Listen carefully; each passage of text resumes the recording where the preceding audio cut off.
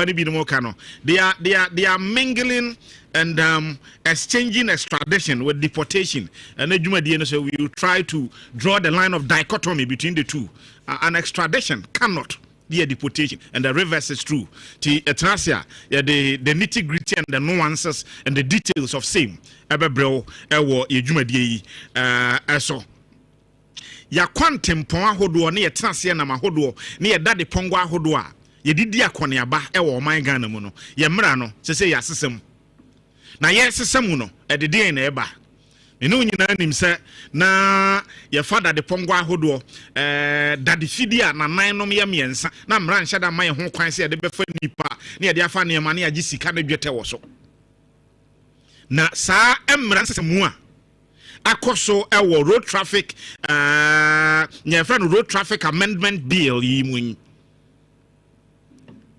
the day na eba they say oye motor rider utwi tricycle den na asesa ewo mayimu de amawo na den na kire ewo yakwantempon ahodo no enso to get the details of this, you have to stick and stay with us. And then anopai a year Kukurantumi. So yenim said Yamaya Doma next month, January, specifically January 31. All other things being equal. Say Bibian Sasa. Yenim said New Patriotic Party call a battle. Reason no and saying or person when ya frank tuni edema osrukukruko amanyuku no.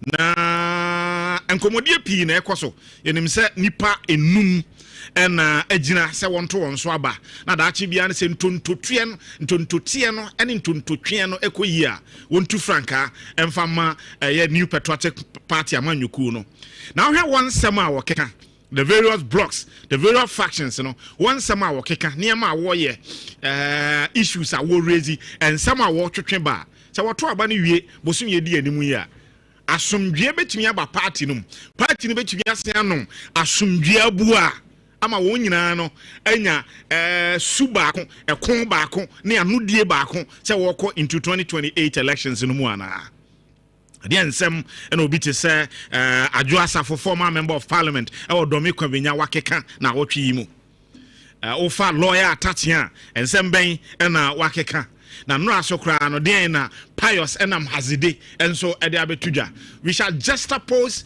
their commentaries, their prepositions and postulations vis-a-vis the anticipated peace, tranquility and unity within the hemisphere of the New Patriotic Party. And I know pay ewo ye Jumadi eso. Ya remi kwadwo Jantuah Aluta. Na ya me desa no pay so no. Me ya osomfo ewo Kukurantumi so. Straight away my uncle na fe ye hwese from the tactical board no so no den na Eugene ewo de man. Eugene Martin.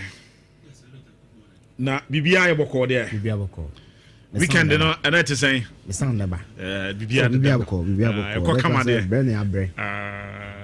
the weekend has been a bit difficult a bit difficult. Sabema dey scan you but my weekend dey difficult. Obi mama say bro na ya from me no offense and in the yesterday years na some okay na come no ya adwo but say I have a humble point of departure. In my dictionary I feel say wealth is a state of mind. Yes, but true. And only a low level. Yes. Say okay ya wutimi. You watch about we ye dia well be there. There be a watch for people. There. A foot will be you say a foot will be you are utu ya oh jekakacho and only a foot no. Ya what can it here? You fasaka. So they say no jekakacho botom no. You should look at it well. Ya oba bibi wo ha okona say opposition ho na jekakacho botom. It closes the door for you. Yes. But obet me position who here perpetually no you'll be drawing from and not and no say see the other dey but to go me kura maje no sale ta ase no do so afuna me bobo no do you know e be do sale wo ya meti ase Jeff Yanko and now can do one extradiction your senior colleagues ni bi Unse kokwa de bia me gira ana man for say bia me bu ho bo mfia me den say sabe opportunity amenya me de kasane on krofo a sabe o me den so mo betimi aye abro ne me ye no three reasons I'm did na opportunity be na menya obi adwuma na wabi ani ye bi na sabi bi proximity Aluta here and our journalists they be make say our fidelity we say fidelity me ana fidelity near me there or our fidelity or fidelity is to the truth one and to the fact. It was to be a me chairman am say this is my subjective deductions of asama me be can me ma dream say na me hu no but even in making such subjective analysis no I must have full cognizance and I say me aware of a mrano any fact no I shouldn't dilute the fact.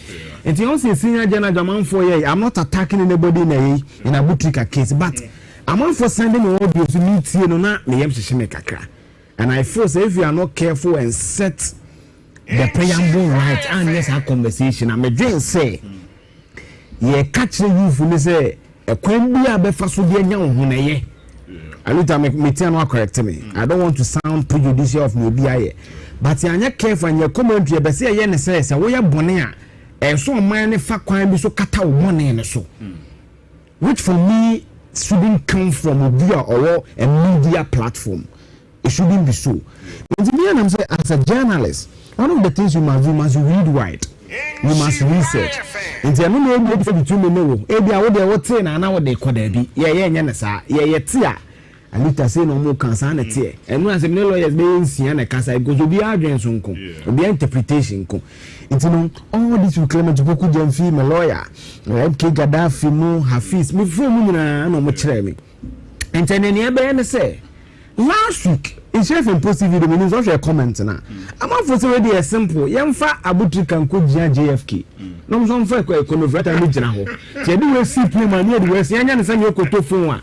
Una luta me use phone pay a pixel 9 pro. It's got ko 8 yanya na say book jet ya fa 10 bra na fa 9 bra na say swap no bia enya ne ho. Nyakosama some talkability na side the journalist no be kano e Tony Jenna DC committee the press no ka say in law be reciprocity o say dan an ke bi an ka so abe no watiti bi but enye sa na tie person so I've gone behind the veil unso oba na e ba we ade bi hye no so behind the veil makowu mra ne kakra me no be che and the reason why I'm again say asem we are discussing here because you see Aluta the ramifications of the actions of the alleged actions of some Mranti and Yamabu Moyan, so many women also. O Kwajevesa, yes, yen fair mount, Obi sending with Kako Banka, Krebubes and San document to be our drobber, be a wooting, all these are issues and also. Now, look at I bant you that yes, Fredukumi, it didn't be so man or Bing. According to US Justice Department, you give me a room of the buy. The nickname will be any media, Abutrika, Sikadi, Obi. Really videos any idea to send a member Brazil Nika Play. Abutrika, BBN Sinu, Nini, and Kaluta, Kamimajina public in Casa. 100,000 videos. Exactly. 100 crowd doors for Luta, mean 50 crank. So what I say. If you send a carrot, me say I ate. Me colleague amen one love from London in care. Munzia the event VT or so we I 8 BMW a car. Weno or so tintin to say I'm not telling my Kunaman Casa customize my Utico. The car will only patent. That means there was our Lexus features in it. Exactly. And I see an Ayana stack. Exactly. Exactly. Send our kind based on state channel. Now amount level. One in the first conversation we are writing. So maybe I would be position what will be review so as Aluta. It's in the car on an I8 no. And then the pictures they post to social media being bonds with any kind of stash of cash. Packs and the go back say be a bank be a tell be come and we tell us we on one isika allegedly of posting the pictures near the banty in your chair no on any cronies and answer friends some pictures in here any idea. Now this is our Tony o make a statement say send a man for who say yanya swab bill send your phone kejiti ane circle and sa now Aluta I'll be basing my analysis on these 3 or these 4 agreements, framework and law. If there be extradition treaty of 1931 so why should my analysis on critical analysis and because this is a deeper analysis of the issue and I'm saying you my friend of the MLL which is the Mutual Legal Assistance Act 807 and I'm saying the Financial Action Tax will be breaking it down and the your friend the Budapest Convention na yuji yete bom so odi ye ko Budapest angry de me kire ni nyina ma kire me no nwan kra we no eye brofo no mechanical e mo hwehwa me break ni nyina ma the first one eye ne ye kano it was in 1931 Ghana nye the fourth republic na ye nye republic state ye independence independence no a mama ye inherited from the colonial authority which was the British government no and a parliament of Ghana ratifying the Extradition Act of 1960 that is Act 22. Now I'm not a lawyer but they be a camera document on 14 pages. And I decided to just sub it in the various ways so that my audience in HFM can understand it. You say you extradite Obia. What is the process like? What kind of 14-page documents? Now the first step, they say, say Ghana and the country na in panel on my request so me here Ghana Nina will be boni say you need a certain bilateral extradition treaty. You can't treat it. Say. Ye be you say to go US we di boni bia say Ghana ni US won hihye bia da ho da say so bi di boni a yetimi de ne ba krowom yetimi de ne ba ha e be begina emranim Aluta is accurate. Yeah. So that is the treaty. Two, President so making sure that there is an extradition act which is in place and have established for you a Ghana Extradition Act. Act 22, you can just Google and read on it. Again, what can I say? This is the first step. So meaning that Abuti Kaye extradited to US a year. My catcher said Ghana was our relationship with the United States. Two, say there must be a formal request by the foreign state. In this case, the USA. Request it has to go through diplomatic channels. In terms of Minister of Foreign Affairs, so no minister responsible for Attorney General and Justice. So no my yes.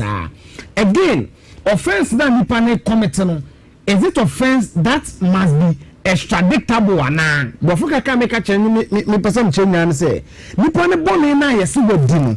Eye boni a say yetimi ede ne ko US one no ko gina mrani ma na.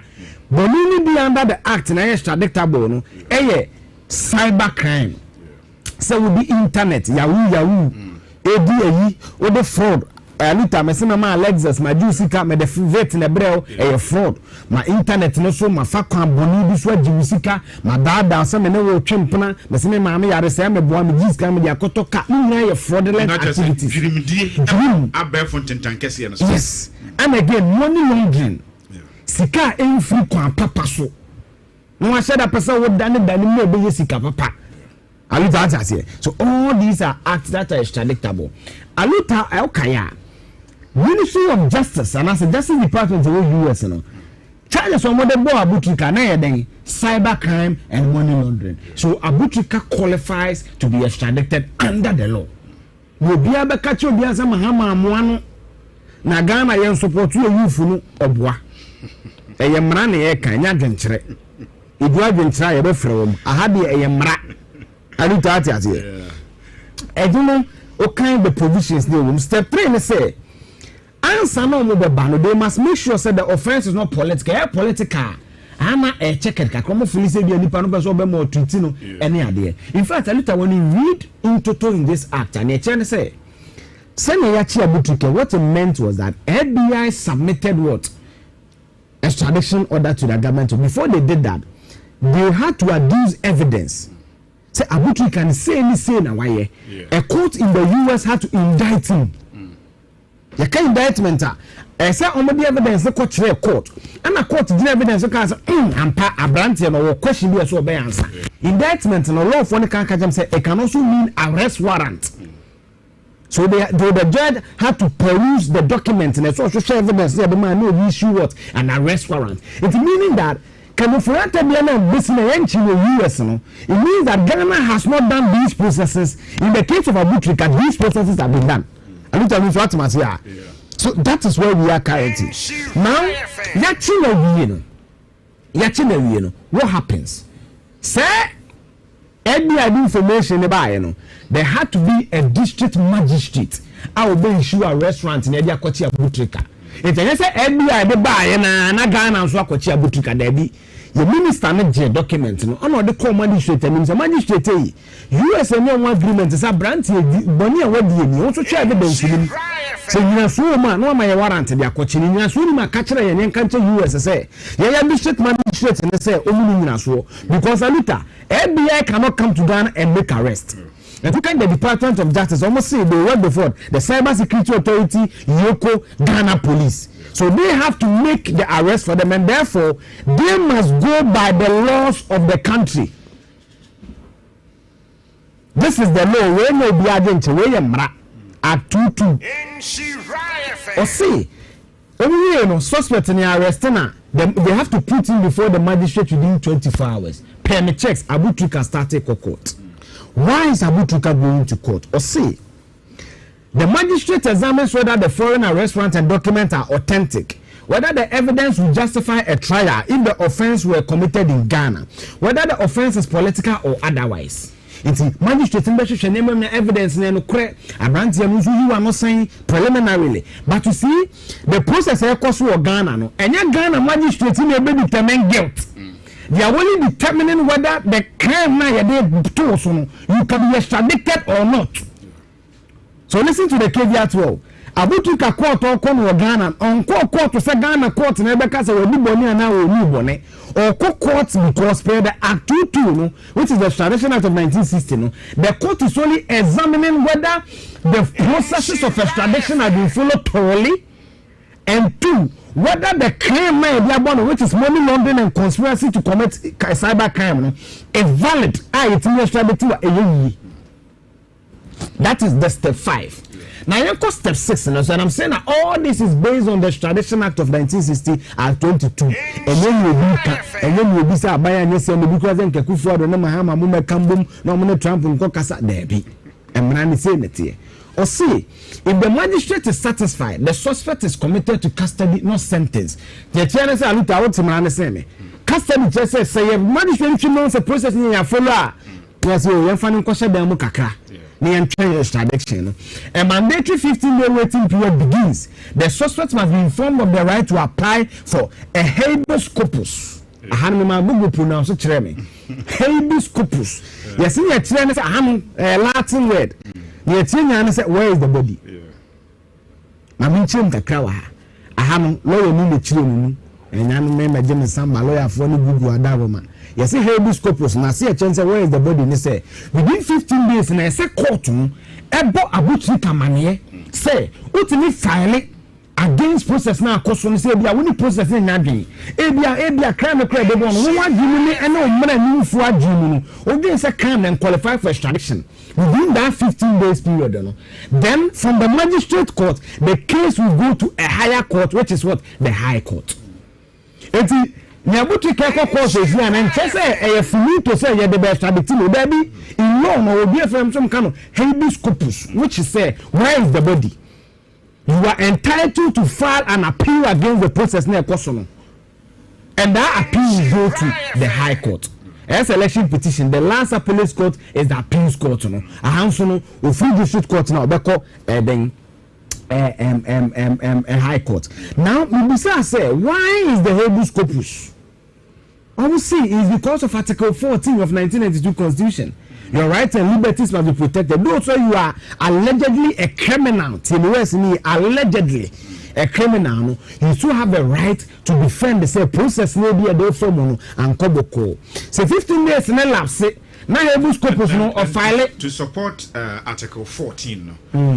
You can also look at 19(2)(c) because presumption of innocence. Yeah. Because yenyam prove you say ade no mo de absorbo no mo de born. Yeah. No kre sani omu esusu no. Yeah. I just say unni for. Yeah. Yeah. So it is another habeas corpus is largely about to safeguard the right of the accused. And 15 days in a lapse. Or file for injunction on a quiet court in a failure, the minister will not issue no friend of surrender warrant. Now suspect no man handing over to the foreign entity no penal. So suspect no handing over within 2 months. US found for now court. Now reason on why the proper reason. The state has to release the suspect. Say go back to Ghana. And I say go feel back. TME Abutrika chi no enya do mahama na chi no ena Kufuado no chi me kire wo say ebi so we Kufuado anchi obi a na no mo so enya no kre their people are chewing under President Akufo. Just that no more popular as Abutrika. Once Abutrika because of the social media activities. No, Ayamrani a day Juma. Ghana ni US were Mrasi a chew. Yechiwa, and yes, I be an I bet you, oh, there be our baby, or the best Ghana, ma force. No, no, some Yako court. Now the evidence that check court to say, Abby, for saying, yeah, but yeah, Abutrika, and answer Aluta. Aluta Bonia would be if you show my and no cry. Court to issue no US are binding now, junior pa. No issue warrant in Yabechu. Yechiwa, Yadubako, magistrate court. Yabuko, including a court room beside them will give to a bonnet and Bonu. Or beside the say, Article 22 now, a French Tradition Act. US are binding the Ghana by enough for so taught, Yabu.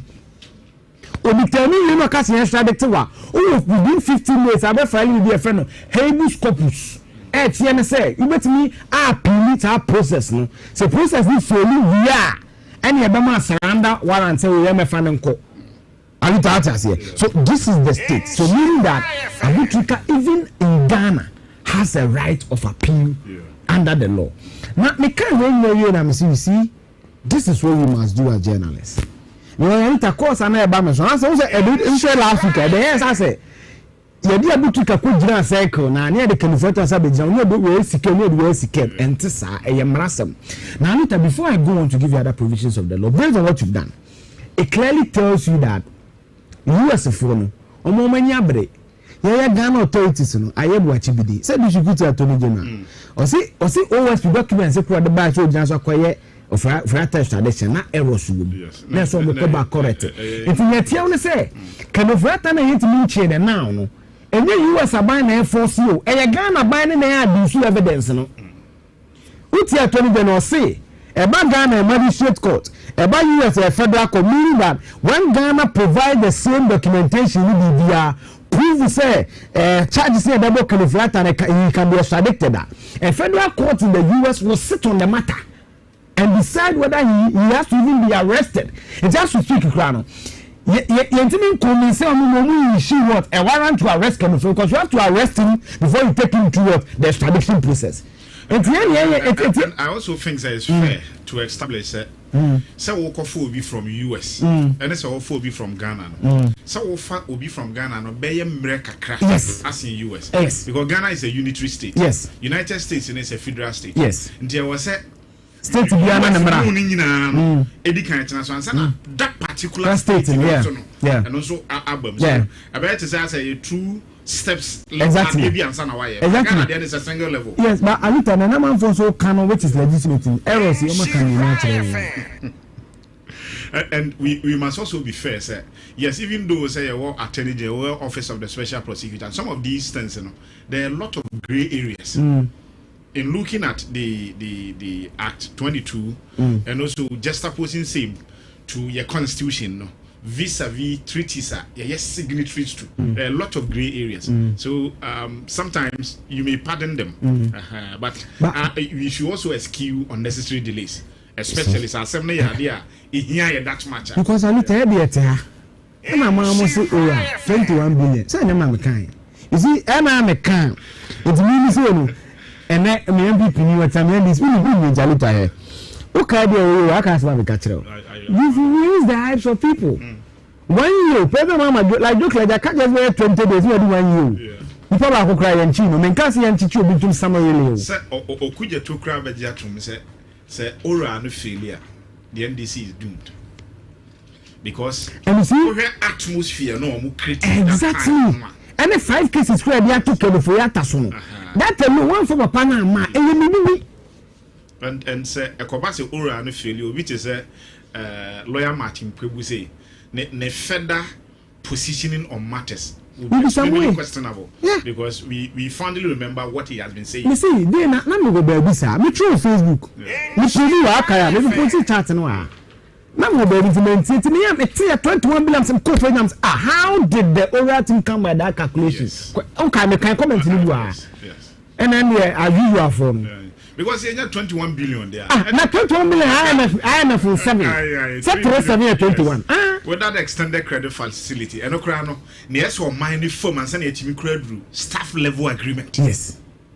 This year the team will call higher the document we acquired 21 billion. That would have been the icing on the cake. It's maybe for John Mohammed. Maybe this is the law. But you see, I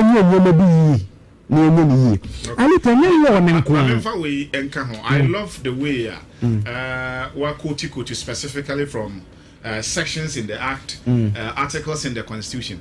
Now, what we say, Ghana, we do what we call purposive interpretation. The beyond say you can't say what you have read. Say the literal interpretation. There were what we call the golden rule interpretation and also the mischief interpretation. So I want to establish that we are not lawyers. What we have done is the literal interpretation of what has been written. And as a court, that is where they will interpret the law. Say not only what has been written, but what it ought also to be. Yes. Sometimes we as laymen, you can't give you an way they say direct, but court interpretation is different. And I love that, and we've seen the Supreme Court do that a lot of times. Sometimes all and for how it means and everything is there. It's not the damn established caveat. Many lawyer need. Come on for comments in between by reading a lawyer. Many lawyer need. No one catching me, maybe catching me to my kind. But I also not misinform you. So I make sure that everything I've said is the truth, but I just that credit me per credit, and then me my dream in a year and friends but I look at beyond the Extradition Act. There are never be a Ghana didn't hear pushing treaties, frameworks be a shay and say a bamboo company be a fair man on it. Castle who put me in money, we are enjoined. A says yes, any company need Kasubum. One is the MLL, which is the Mutual Legal Assistance Act 2010. And it's the main topic. Every opinion is in here or there, and the last assent now 2010.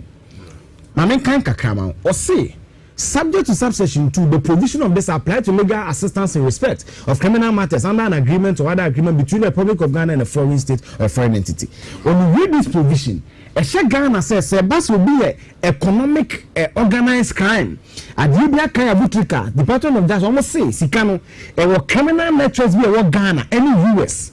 Okay, $8 million fraud. It is an organized crime. It is a Yoko information on it. A Yoko is enjoined to share that information with the FBI. Another act, because of the time, I did a friend. Financial Action Task Force. FATF, you can read further on it. The last amendment come here this year, October 2025, and also about cyber crime, weapon proliferation, Yahoo. Bible information so be Yahoo against a certain country based on the FATF provision framework. They are enjoined. What's a little treaty open and sign open says a UN. UN ensures that Ghana make a UN. On our sign treaty. Now, Parliament, I be a friend of ratification.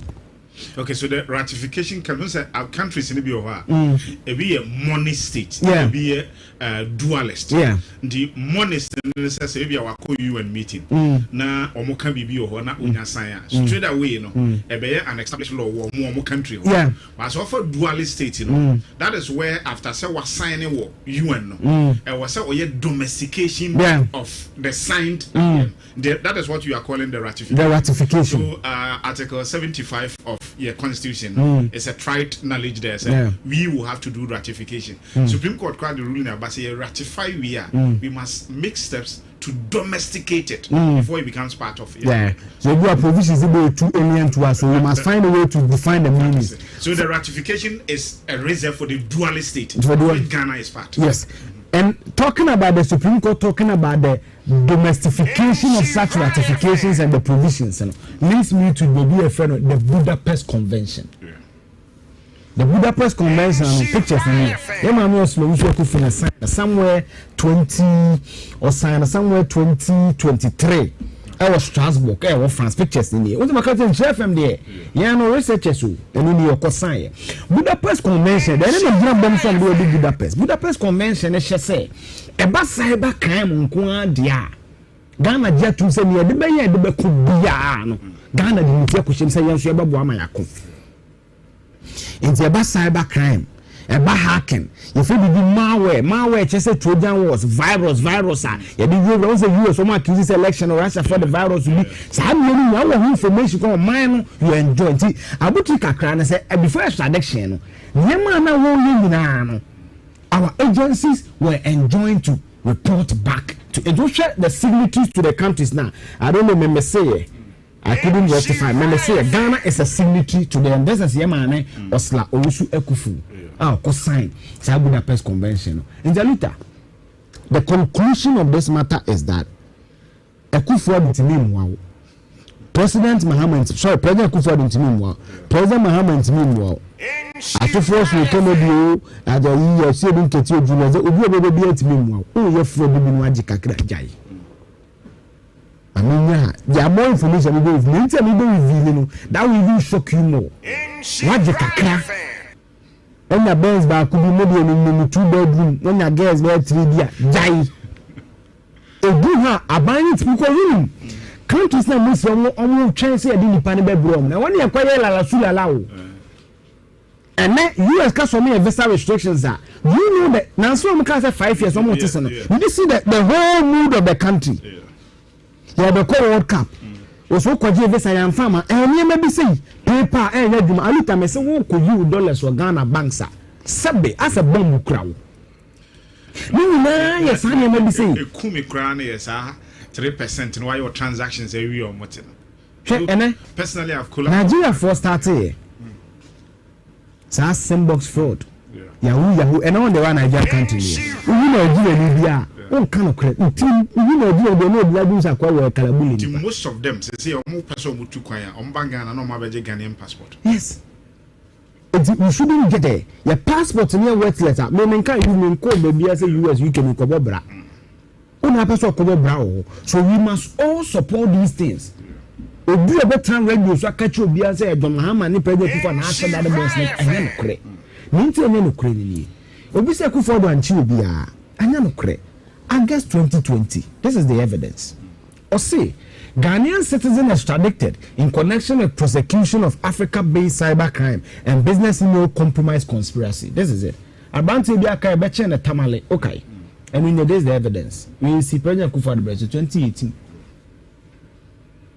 In the Abenia Chichibida, because we don't have the testicular fortitude. It means Aluta catch them. US never watching there. Some you or you cut two states for them, Ghana. We don't have the testicular fortitude. And the Jai. The advice on the better man say you for Jai. Abu they don't make kind statement. Aluta Bekaya. Also 20 years possibly. When they saw the manu 10 years of cry. Look at jail 10 years. It is a lot of things. When you can jai. Now pay my papa na fire. And the fear you shed the evidence. But once a Ghana Nibia or prison woman on your bar. One shot on your papa. So what's the decided? From what was the list are there? Your musician, your Kobe. But who cried on strangely? Strangely, yeah. Man, I'm a baby, I'm a Timothy, baby, and I'm a Tokophobia. Yes. Not your Chemaku, not for be able to go for Koba. See, what's the first and or more kinds of images or Panya Obana. We don't have evidence to it, but it is not something that I wish. Yes. I wouldn't wish any Ghanaian to go foreign prisons in any idea. Just as you are saying, no. Why any Jantuah? It is time, say Jai. Because I don't know whether I should divulge this information. You know where we stand, we have a lot of information. Okay, move on. Also, the Justice Department now, so got here. Also, we can say 2023 no start to prosecute you. I would take again. But me let's say I would take canon years ago. So there's a possibility to say a bit firmer. I'm with the alarm. Yes. I'm not justifying fraud. I'm only saying say the Justice Department now owns statement also from 2023. So there's the possibility. Say we raise issues. Because the US started investigating in 2025, 2020, 2010, 2015, come metro, almost 2023. So it tells you say why you didn't see you confrere with that. Want to teach you be a hewa. Oh, be a obedient to the jai. Yeah, you be a jai. He said, my lawyer, but Menyaku could be Eddie, I can be account. My lawyer will move the Menyaku could do. We so cracked to some extent, you know. I say we are also sleeping on our laws. Mr. One of Quine, I want to make bay. Okay, and I wouldn't want to take the wind out of the sail. Okay, FATF, no. Okay, Budapest Convention. Okay, the MLL at 807 now. Me say, and I repeat it here, and I was on about 2 minutes to wrap up on that. Me President John Dramani Mahama. Me born a basu video no frame so na de you almost video en koma no. Bank of Ghana governor no. FIC Iyoko. Ese na parliament. No mano. Because you see Aluta per the checks. It is the FBI that figured the process for the Abutuke's arrest.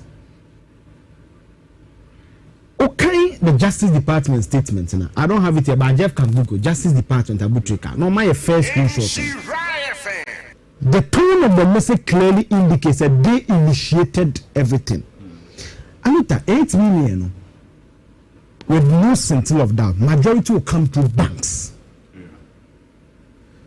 This gentleman, the business of Ghana, one. Are the banks telling us to say, just suppose the corruption scandal, they announce an how can someone make a fixed deposit of 10 million at a certain bank? Does it trigger any investigations? Someone buys a house, 1.6 million, allegedly builds on water 20 units and doesn't trigger any investigation. It doesn't make sense. Because I do these banks on certain levels. It doesn't make sense. When you say Aluta, we say bravo boy, you can't so go to any time or bank cry. Questions, baby. Over fill document. So how does someone get per the US document? Deposit credit or Ghana card. Yes. So all these things, you know, are they saying that it didn't?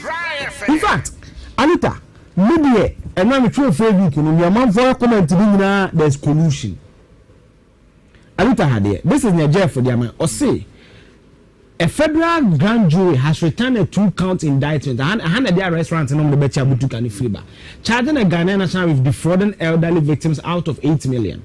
According to a recently released unsealed indictment, Freddie Kumi, aka Manoko, Kodoba, or Ben Eka Butuka of Swebo, was part of a criminal network that targeted the elderly victims in romance camps across the United States since 2023. Abutrika net 2023 no stand because when you be a year when you not girls will be a year when you jai you better we say according to the indictment the perpetrators of this romance can use artificial intelligence software to assume false identities and form close relationships with victims. They gain victims trust to obtain money and valuable blah blah blah. Jeff Kaba kwasi na kakra mamia okwasi na when you read it can come back to you and what can I say. The Ghanaian authorities owe us clear answers. I also feel, sir, because authorities in the mandated, say, yes, me know you are doing, but me know so you are so deep. Exactly. You knew Munina and a titty film, you knew Munina and a titty also. I knew Quada, every craft in the way we invest, or near Jumada. What to me, case, gave you 200,000, 300,000, no, I got 200 Civic. You ever call Christmas, you see them. When they are bends near there, do we also report what happened to the Whistleblowers Act? Because a society never sanitized that. You know, you have a role to play. Do we feel that boys be a better now feel?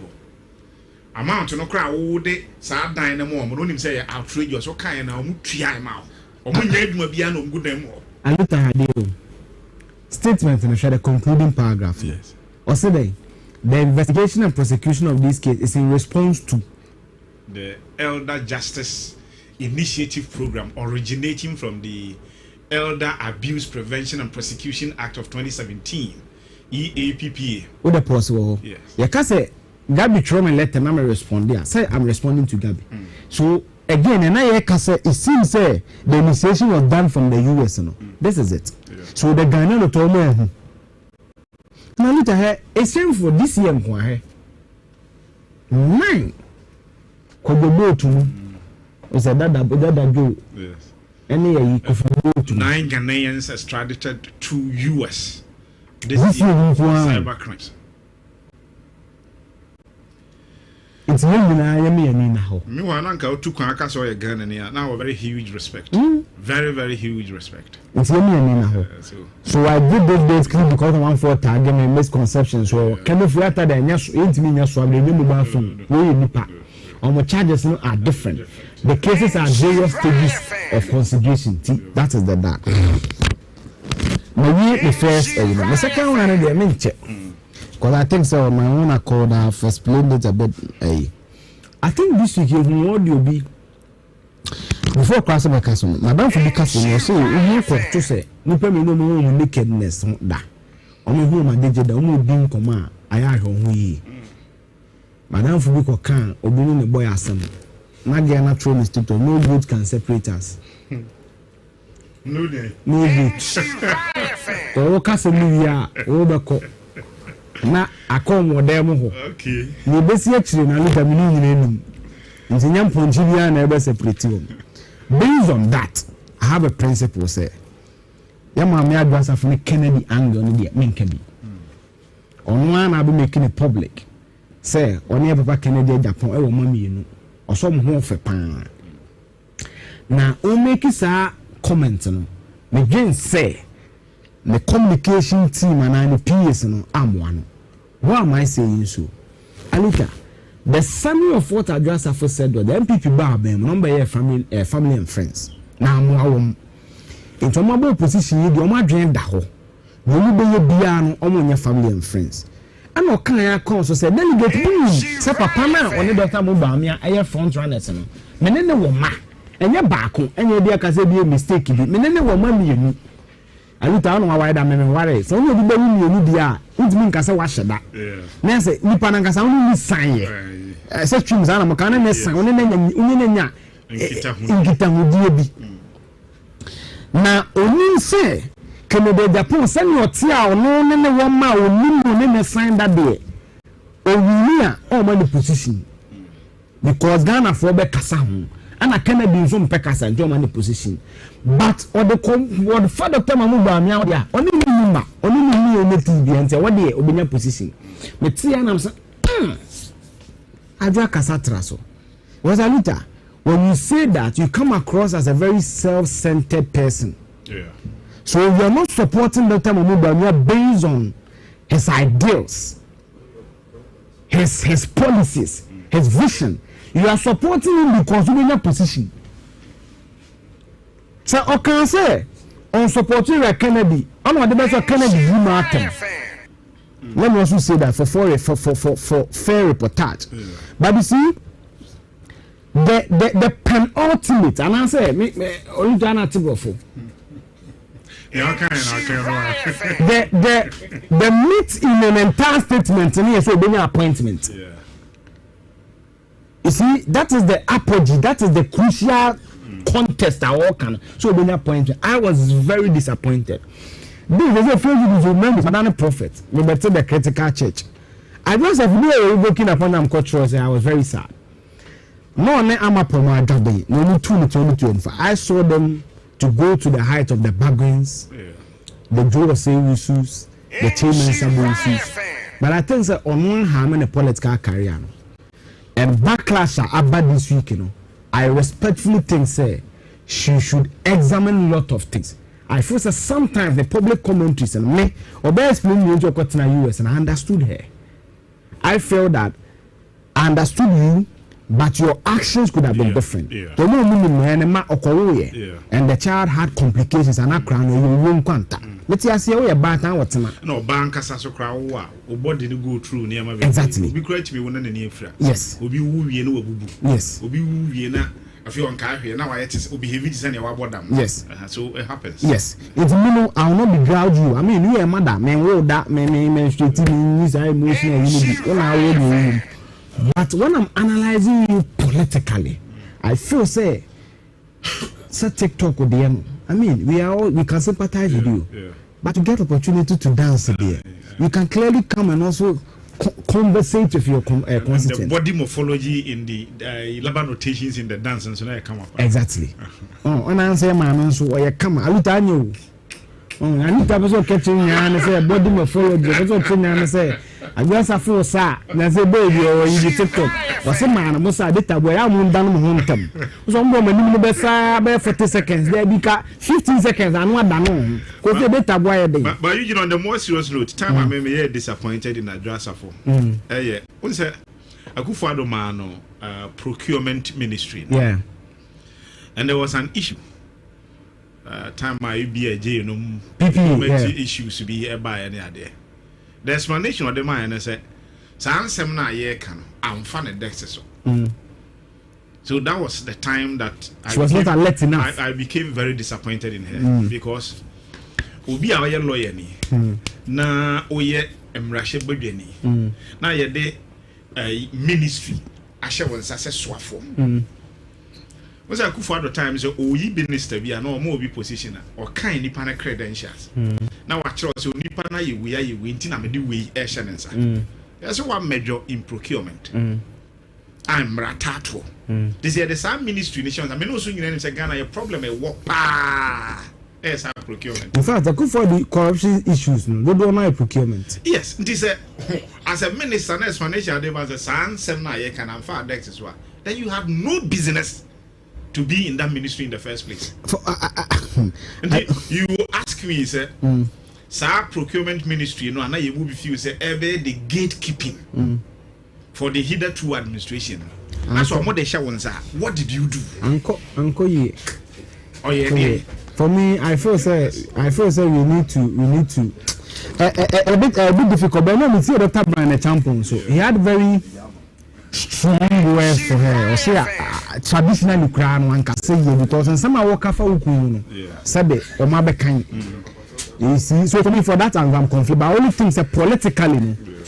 I agree with Brian said this man was supposed to talk to her. Because sometimes when you are speaking, in that instance, you know. We said you won't kind of say what can and some from Quine will be watching a catcher. I feel that if you don't support your ex partner, that is okay. I mean, they are family, they're Jantuah brothers.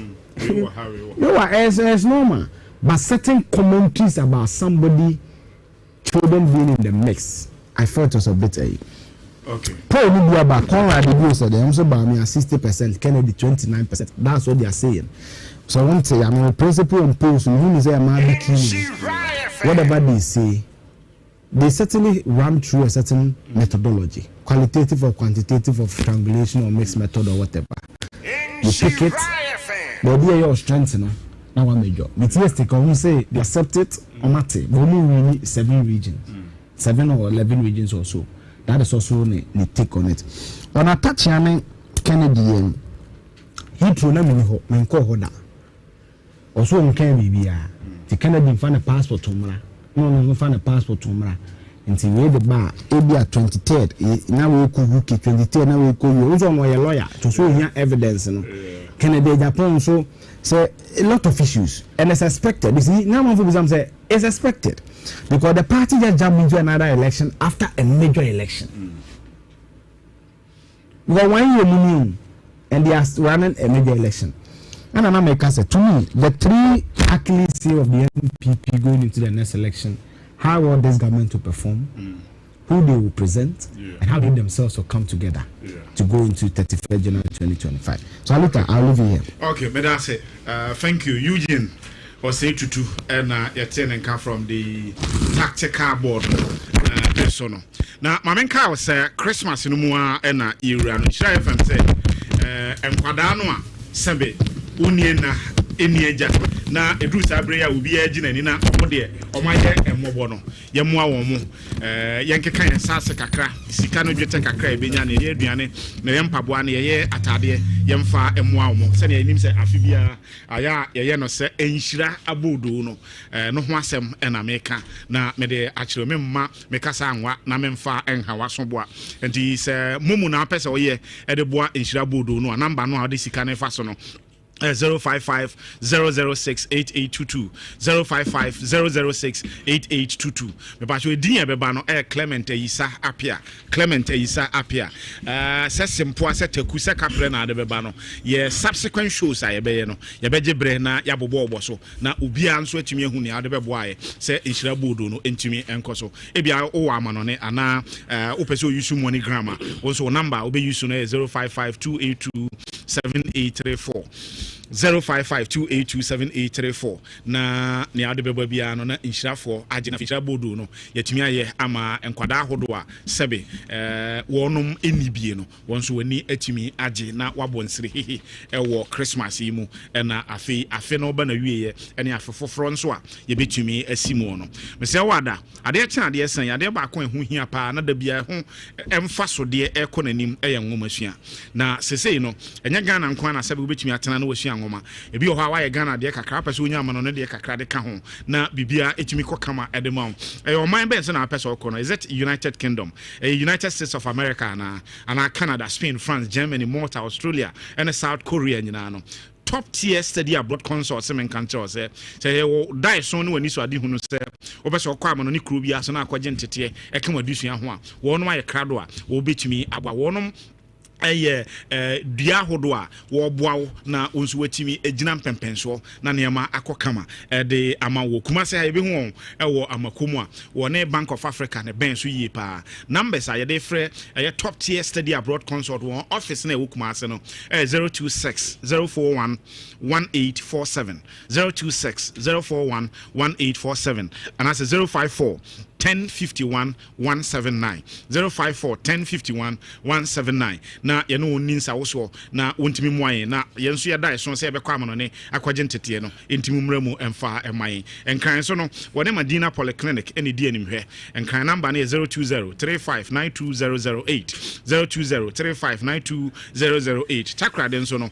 wo ben NK City Night Club a wo Fija kwan no eso 059 800 7852 059-800-7852 say amano ne adisua na apese on saka de amesrew one top tier study abroad consult eninsa woso na wontimi emwa me pa cho unim say over the years afidie ba ko a wagye ne ho mena pa ewo my Ghana mu Nhyira FM wotena ase a on the various shows a woye bia no wo try say no kwaredi na AD animu nti wo ya baba wa ya brand a wo wie suku asese wo pa adwuma ye wo pese wo ne dwuma ku bi te say Nhyira FM adwuma me say wada ma honye ha na for application no ebra Nhyira FM from this ha and better still no wo betimi afre number we 0322 08 3570 0322 08 3570 ne pa na say yetete wo hu se yesese obi srewo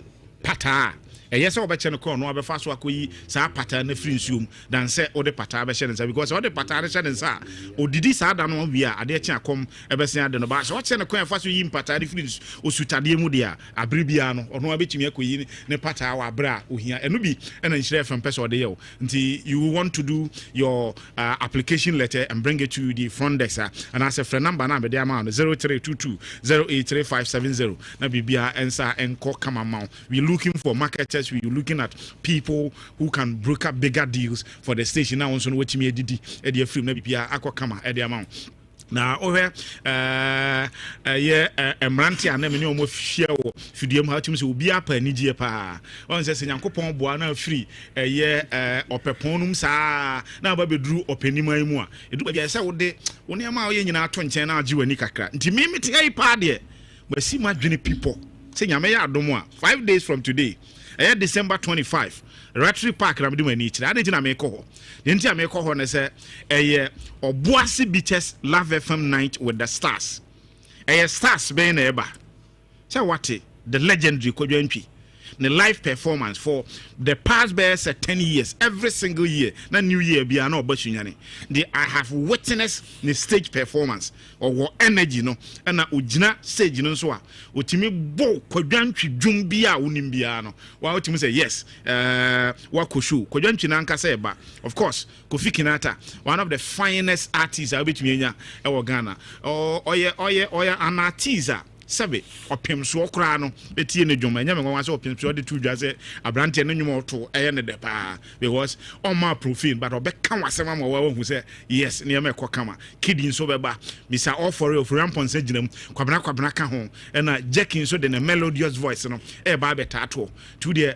wonya lime kakra e de afra oboase beaches no na the cubes kakra bi asom na waka na ato so na bia wo konkonvien bi no gina nchen kakra sa na afi nyom kama no nso twagu no na sa afi no ubedi ni yie pa na ne me deso kra na se sika ya je no sabe at the phone party sa chechede na nte no regular na 200 Ghana cedis 100 cedis mienu pe na ho de wuram na fe VIP no wa bia te se Hussein nom ne mrante no be kwa kwatatan no because of partners kan ho no ho na 400 Ghana cedis pe na fe bibia enso akokama the amount e bia pe ticket ni ye ya o de fa phone no na wa dial star 714 star 399 hash star 714 star 399 hash na wa follow a prompt no ebeba no o sabe tumi account ticket and better still no for the numbers me anyway 0244 602800 0244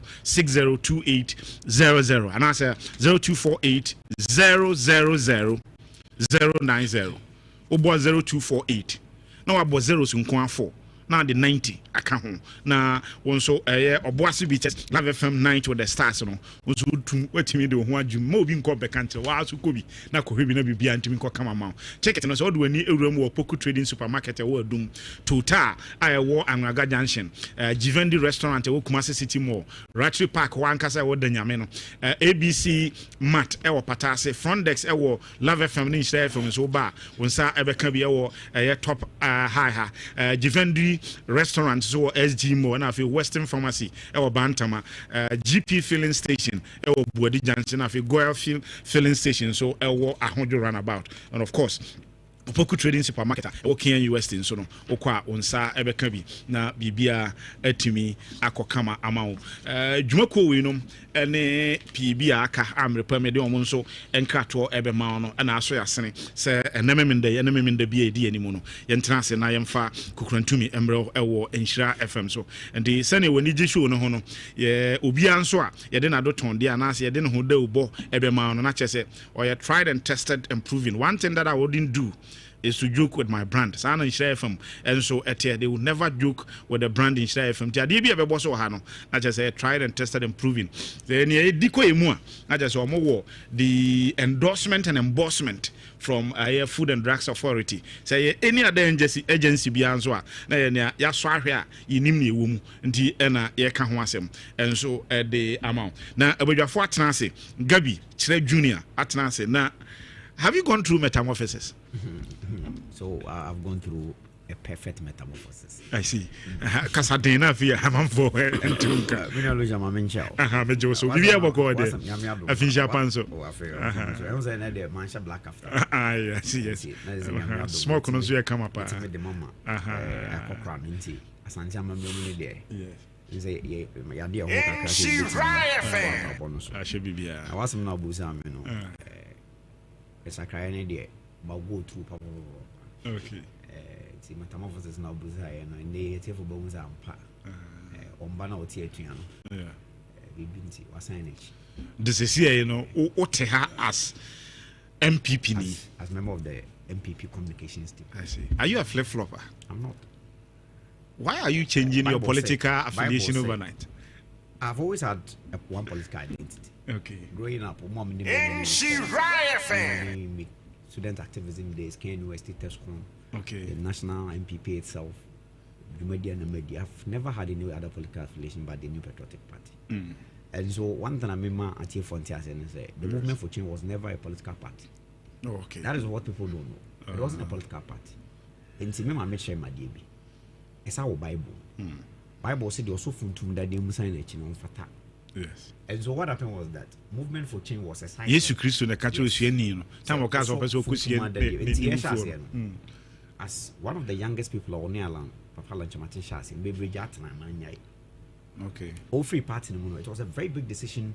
Maybe I'm a big fan. As to Obakanazo Bigina. Me and I'm sure near maybe a call the ATM. I am a ya. It was an easy decision to follow him.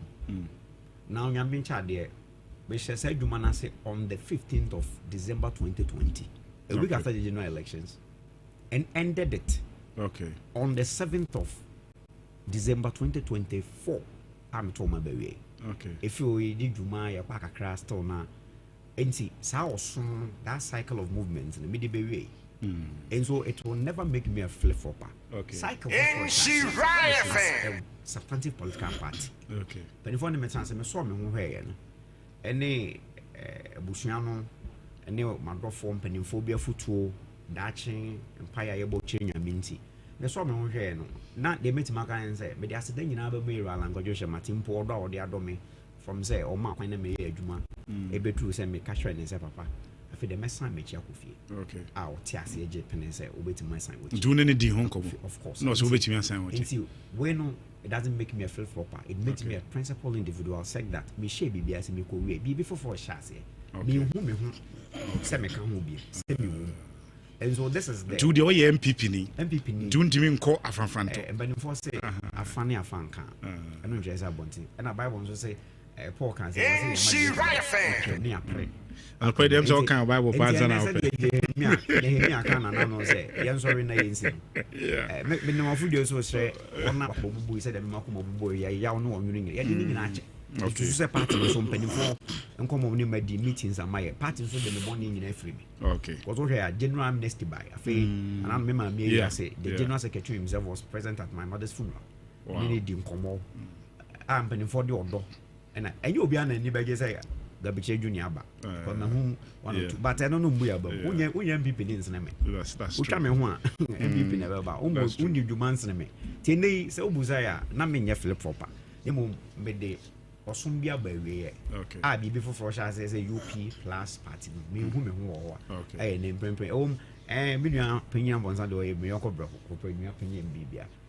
Party name mammy to me, almost as any to me towards and Kajinan Gay as answer regional communication director, but Michelle on say, mean to me, baby fiend and neck. Metea and penny for them a fantasy when they full-fledged member of the NPP comes to man. Is this a well thought through decision? Of course, never in doubt after prayers, consideration, and everything. I mean, home is where your heart belongs. What am I say? So I have not had any different political identity, but the new patriotic party. Okay, but that's it. Akwabanso, Afisha. John Akwesiam Ponsa, I am Deputy National Director of Communications at the UP Plus. Boss Martin. Yeah. Akwabanso. Yeah. Red tie on social year. Where outfit the my UP for Anna? Yo, with the outfit, Emma Mia, me say, old dress, yeah, no address. Anna Gabi Banana, as in, or buying or back to the mother party, not an Anama. Gabin call you. I mean, who said Gabby call MPP? Me who? You see, Nipana a public pronouncement on his FM, so or a back to the new patriotic party. What else do you need? This is a phone man announcement from you. From here to see. Minim. The minim, he's being diabolic.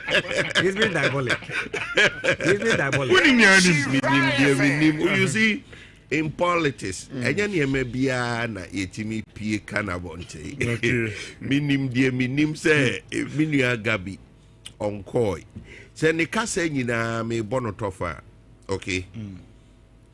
Wada ye papa alankwa jochire Matias meba nto ye grateful to him meba yes but in politics no who ye defection ewo implications ebi e very positive ebi e negative enti ekwan a wo fa so twa U10 no leaves a lot for us to analyze your behavior in politics now me nko much into Obi decision, you know, but what he has said so far no, endorses Alan Martin's credibility over the MPP. Babia Oko Sisiano. No, this is inference away and our interpretation of what he postulated. Oh yes, he says extremely fortified in his mind.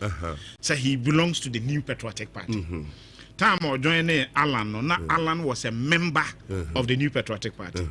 Alan now defected from the party, started the movement. You are a part of the movement. That was now the movement is changing its portfolio from being a movement to a political party. No, say no. I belong to the New Patriotic Party. Is this not direct and straight?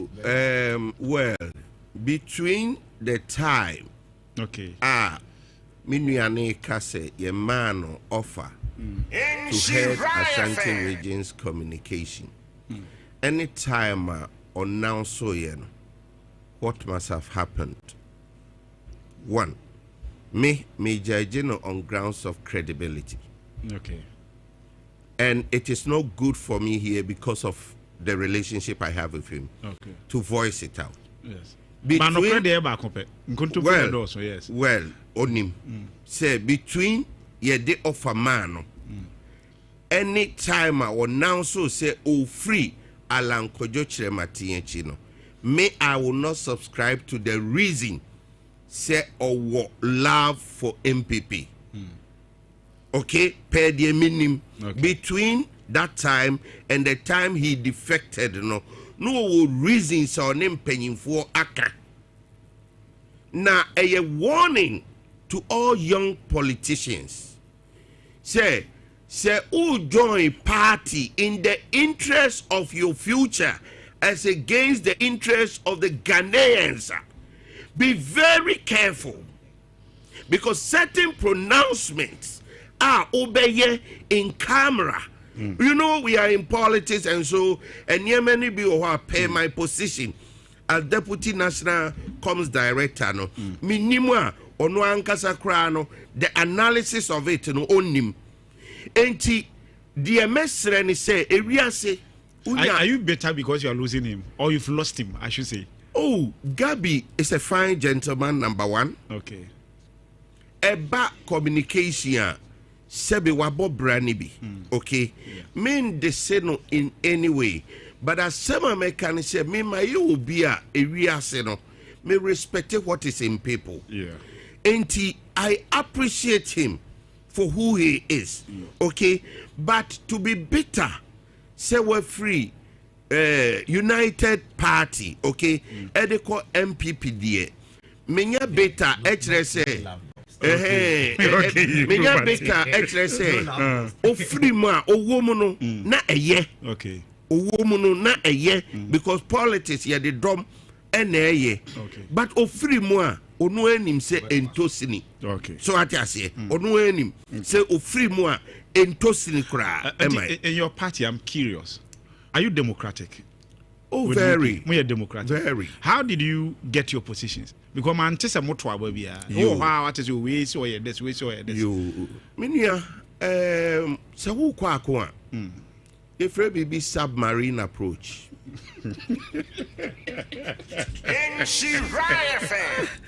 Ukwako. Ekuna ukono.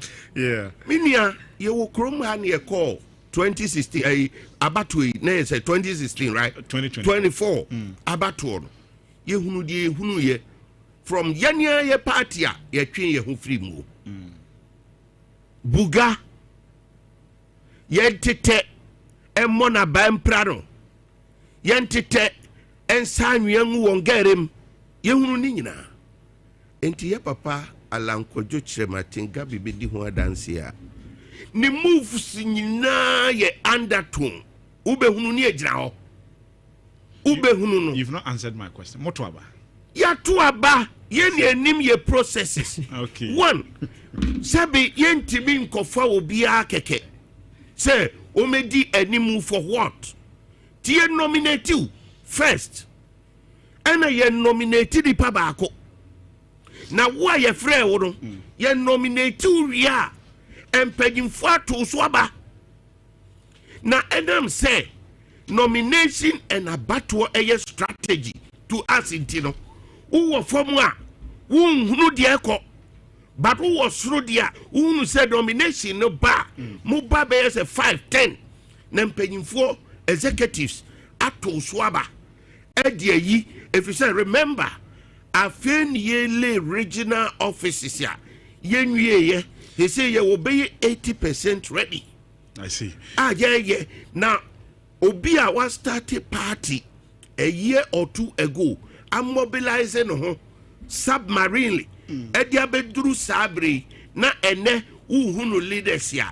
Mimi jina hai ka MPP communicators nyina boom. Ka wamu nyina boom. In addition, in communication, no bia size me. Enti sene sani obi ani hode ne sabe nkumba che oh David yes we me make point o marking scheme no measuring rod there very good me measuring rod one credibility two sabe your knowledge who measures what in terms of credibility? The public. And so I have data from the very public in analyzing and okay, you might have I have data. Hussein Ibrahim, NDC communications team member. Now, I supposed to ask him for Ashanti regional minister. Hussein, that's saying, but you finish your panso. Minister, where? Ashanti regional minister, Dr. Frank Amwakwehene. Odincha kese de ma santimanyina. But your man so kakra not speak to the microphone. Dr. Frank Amwakwehene. Odincha edema asantimanyina. Okay. We de mechi asantimany na ma chia tifo ene ahwefo mo social media, Facebook omo share. Munyina mabaso. Mechia me bra penyini Mr. John na ma chia Gabi minua Gabi so. In fact, I don't know about Gabi Dina Asri. I no pay ja. Me dey kabiti me bi na niku buntu. It mo bon na niku buntu but amakofa we abade wala yo mo a. But the Ghana for person mo tene say na me no kase. Na me no kase. Ya ti petrol so. In fact, last year by this time near 2 petrol mu ama diesel a liter equal 14 cedis. And me ba me koto fuel. He say about 11 cedis. Into her difference now, a gallon na last year no, a year 67 Ghana cedis no, and next 60 cedis. Into no say the Ghana for party ni, and yet the Ghana for party say we are transmogrified, we are metamorphosed, we are you see. The Ghana for penny say amamu will be a cost we kama. Okay. But you are sentiment we are free regional minister so here na be there. Me ma sentiment who say Dr. Frank Amakwene, the regional minister or the name be go. In fact, I think say ye ni nyamba ho ye ni hu ni yi on sa sentiment mu hanim say esumi ade a agya sentiment pa o fa be esumu nko fa be esumu nko na we na o hwe the president Ira John Dramani Mahama wa hye ni minister na minister na say o make sure say on be fix street lights e o be esumu bia Dr. Frank Amakwene so taxi all the MMDCs ni mo busu di djuma no oba e o Forikrom constituency a o can say na say na take junction on even traffic light na nya djuma o ma fix am say djuma sa stretch so nyina e kwa agisu no on say so for wa e han ko a ke mechi on say honi hu pa wo ko Lancaster hotel on say honi hu San Africa me say o e say for wa nwumbra Yewra Zuba ye bona baso so lighting system bibia e kama askwa new road yan so o ma fix kokoro no o ma fix kama ye gusu so flying so o mu gusu o mo fix inter sentiment mu ha de ye gusu e nneema se ne be ya e han boni die ni sa nneema na ekoso no eso beti okay o hwe nneema ekoso so a minua Gabi o se me di malutum kakra when you get your substantive time let me actually start with you. Kenoforiata, the extradition, Baby Modru, Baby Munruye. Famously, this policy, your friend said, Okada legalization or whatever, with the bill, and of course, MPP in sense of more flag bearership race. You know, these are the 3 issues that we're looking at. Minimum, you have a person of the best started with. Okay. First of all, Meda was a fan. Oshe Ghana hanim say emabunu ade a ehia mabunu pa adwuma. In fact, so ye babunu me de ye me ya na se me babunu nti me hu me nua no mabunu obi wo wi school obi wo sua adwuma otifie akade o de be ye na adwuma obi wo so wi school aban fa na adwuma nti enyina ebetena hanim say ya na ye ka ohwe under MPP na ye ka say unemployment rate on be fa 2016 8.4% ediko 14.7% na che say skyrocketing nti I was a final lasting solution say na be ya because okay so say report by ya ka say unemployment rate no a threat to national security nti mabunu na was say pekwan bi so na fa no mu ni adwuma ye and ohwe okada ya ka ho asemi ya okada ya business about 800,000 Ghana for mabunu na omutwi okada in fact I create adwuma no one way or the other e de amomo mo ye adwuma ba adwuma no mo ye no ohwe risk na ewom na ehu nti e wo say aban no epekwan bi so na all legalize no na put in place measures I betimi aboa ama accidents any niema na ACC se de be ya mo safety aban be bon ho ban nti no e na aban ne de eye sabeli e course enko pass na ye mo in fact NDC ye de share ye manifesto mu see ye buy be legalize okada nti uti ye nwum bi a okada ye say okada sa nwum ni nyina yes ye buy no eje ye so bon ka ye won ma ye yin mako ye buy ne ye bibia nkakra nda du okada for so ye see ye pese ye legalize ne bo mo so de bi o mitima ye da ye o madwuma but ade a ye hwe ba ko yo mu age no in fact me was sentiment me konkran a wo hwe kwabenya new site wo no mko no me ta ko honom madam fu bi te ho se me kwa me fo okada kwabenya new site okada na me fa edeko enema me so me di mani ehu number 1 age no abofra over 15 years abofra over 14 years na o ti okada so no otwi okada on say ade a ha adwen wo ya under age into we no mo se da bi emfie ni de e wo se ehwe na emfie ni den ekọ nanim at least 21 years ekọ na e wo se ma wakonya na wo sutimi eden ehwe bi enti no so ya de a ebeboa aside that in fact okada riders bebre wo krom hanim so money licenses okay osura na oja wa fa moto pa woni moto twi no de ko na okofa obi na accident sisi again wo hwe aside licenses no so a safety precaution helmet obi timi fa obi in fact last week na me nam mo stretch yaso and na me so obi afa oba eni akra sa hye na chi oba no ya akra no helmet o and na onu no mom nko na hye helmet inti me bo pia na me ka kire ne say inti ade na wo ye no wote ase de udu ani mama police for achew de bo an say me dru hanim say na police for no more traffic light na se no mu ni ho kama mo ye den omo che no inti sane ma we ni na ya de a ha dwen e wo say ehwe ne ye ni yi and yes the penalties be cross how mu a on say okada for no ade omo tie pa is a traffic light na so red kra na omo de afi na so green na mo na hwim so bi kra atwam kra na pan na omo abo no in fact me kan a report be from a National Road Safety Commission in fact almost say from 2000 to 2016 so we share a road accident na so we can see now you okada see hanim say ya okada nya accident probability say omo be wu no 10 times higher than car 10 times higher than car and I say me no ka say okada na be doso asat na me kan ayibi so from World Health Organization for honum where global status report on road safety 2023 between 2010 and 2021 almost like okada registration nko from 57,518 to 148,000 so nominal no meaning say increase and to be say increase there the only thing we can do say na be bo omo so no say be legalize no near di enema gu akwam say be on be disu na aboa ye nyina in any other case over Ghana hanim say ya ene Ghana nko na okada ya adwuma wo Sierra Leone Sierra Leone even in some of our neighboring countries in fact even Europe UK okada ya adwuma wo UK okada dispatching ade the command kofo UK until the only thing is more regularizing amane me no ka say omun jump traffic omun di bone on nama. Do you think say you are ready? Yes, we are because ready. For instance so here near na was say di gu akwan mu ansa na legalization no aba no have we done that? Because I went to Geneva in Switzerland somewhere last 2 years.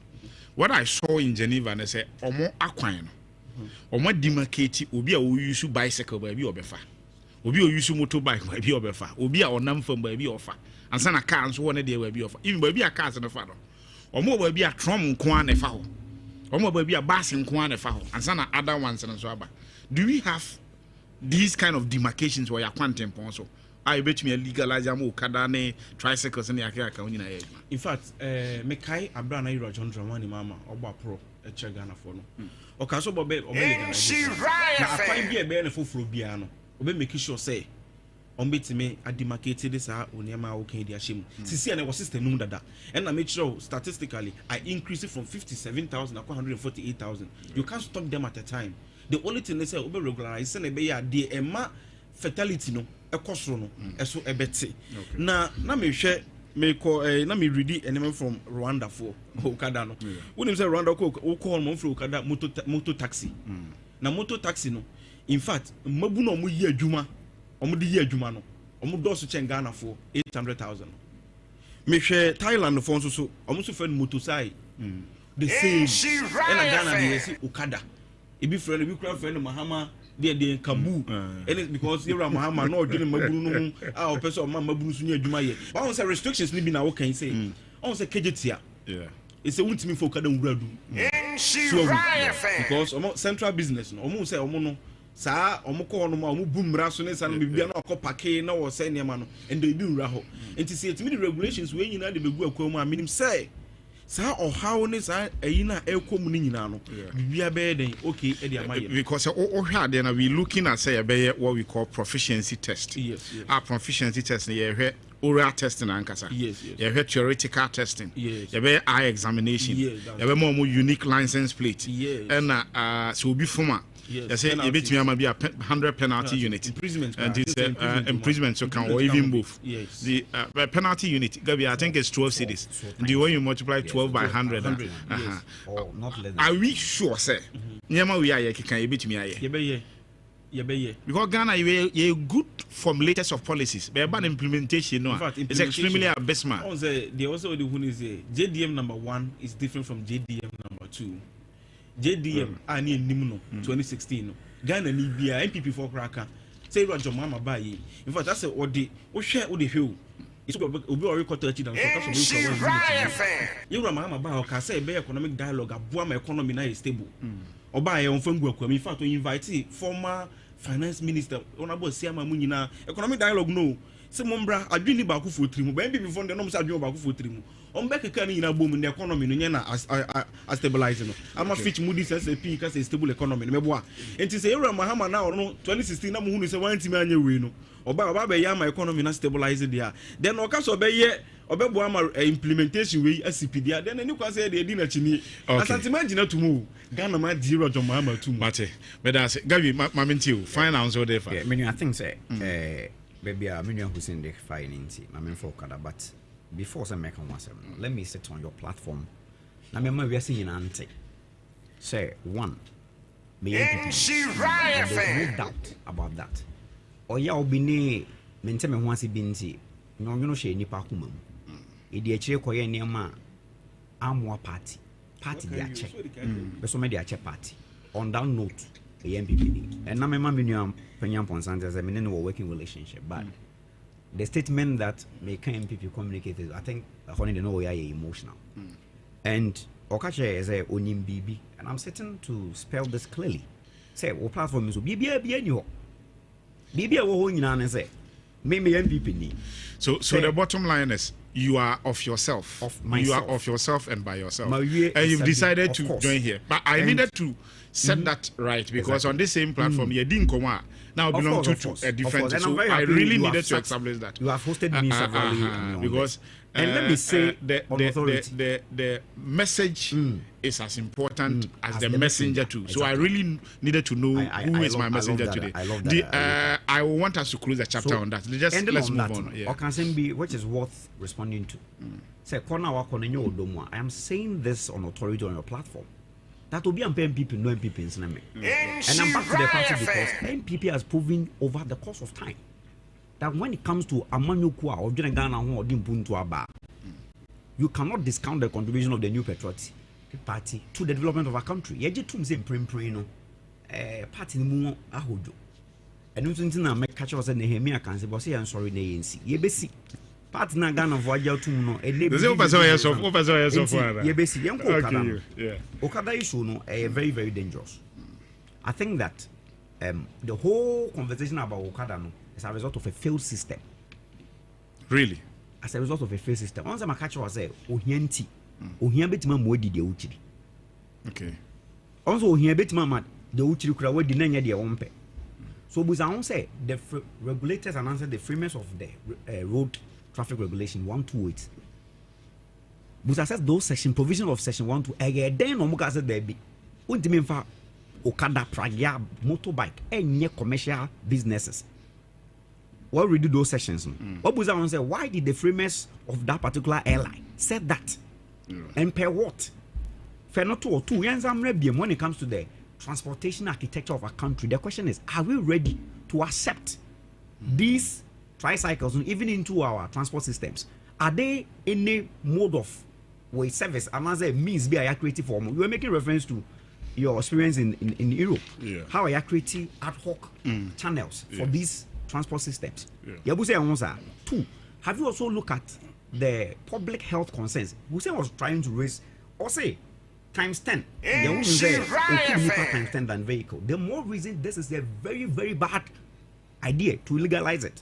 Anytime say a failed system, we understand. Say omode enema bia be kan ye ho a sebe baby aka ntimi nkọ omodi dwuma as some ad hoc intermediary roles be omu play yegitum because of failure of successive governments.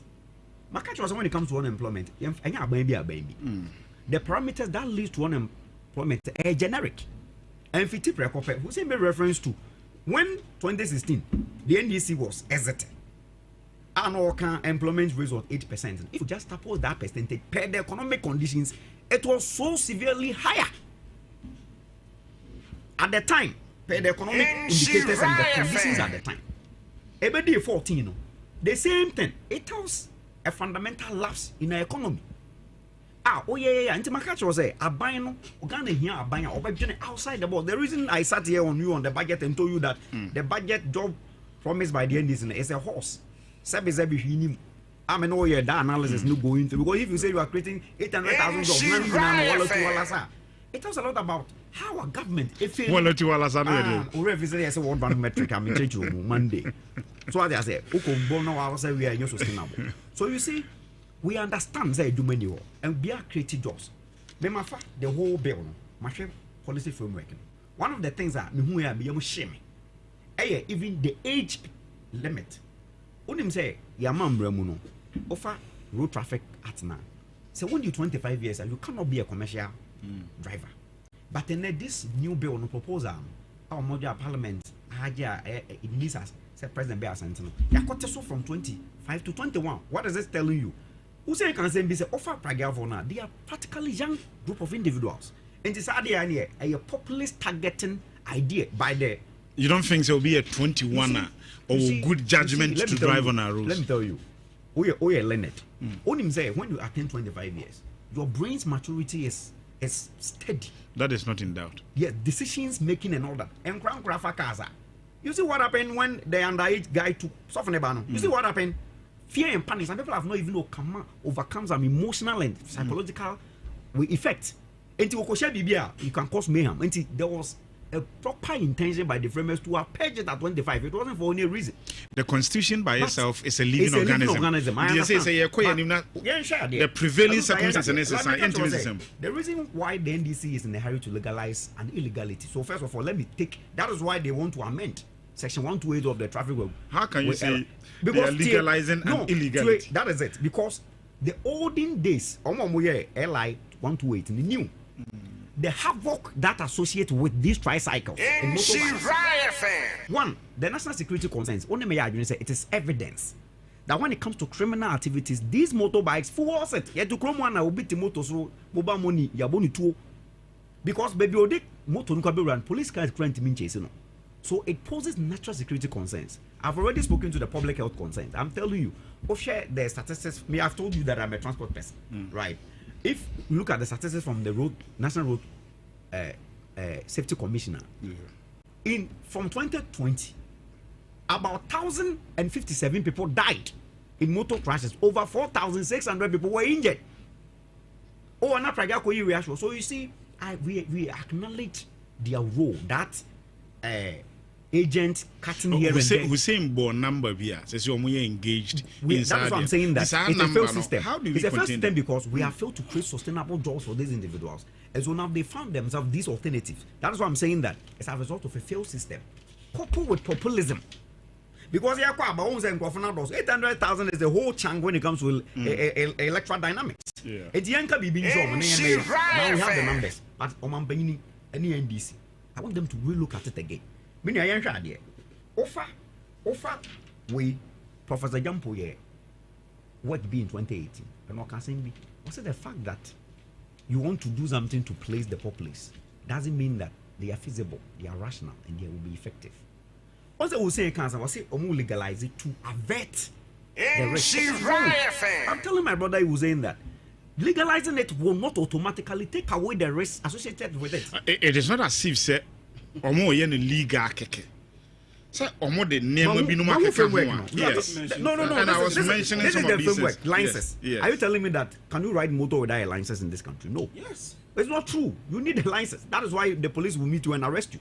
So licensing it is already in the system. Go to DVLA and see. That motor has registration numbers.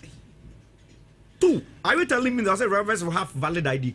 And now you can't do anything in Ghana without Ghana card. Is that also practically all the essential aspects of our life governed by Ghana card usages? And now we're going to be busy with deposit and pay. Taking testing. Let me tell you something.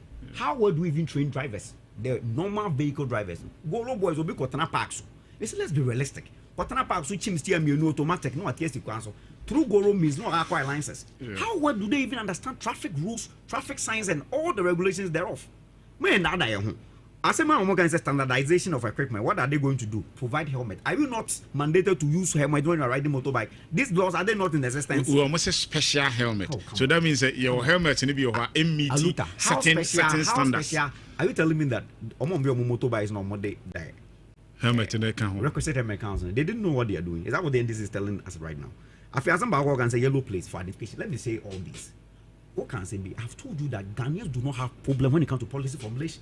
The issue has everything to do with implementation. And I make a chair and obey say, men on machine operation and say, come member union, claim own to be safety one. All these are rhetorics. Let's look at the bigger picture. These are frameworks, but accidents in any name associated. These legalities do not take them away. 2, let's look at our transport systems. How congestion congestion a bit mama want it. In traffic engineering, you call something level of service. The level of service of a road will determine the width and the median of those roads. Level of service in United and say, you have to be trip generation. So over 2 coin because over 2 coin. Oh, say in the Anopa, once a traffic flow no this direction to a doom. Why? I want a commercial centers will be for residential areas a day. So what is influencing that trip generation? It's as a result of that economic activity there. So these roads have been designed for specific volumes. Now we incorporate these tricycles into it. Do you know the traffic volume? We say new roads are ever constructed. I mean, almost present shall be factored. The issue is that this is to place that section of. I'm not saying okay, but we should look at the legalities and what is going to create. Because if I don't the positives will be lesser as compared to the negatives. That then we have to look at the policy again. Okay. We have to look at the policy again. I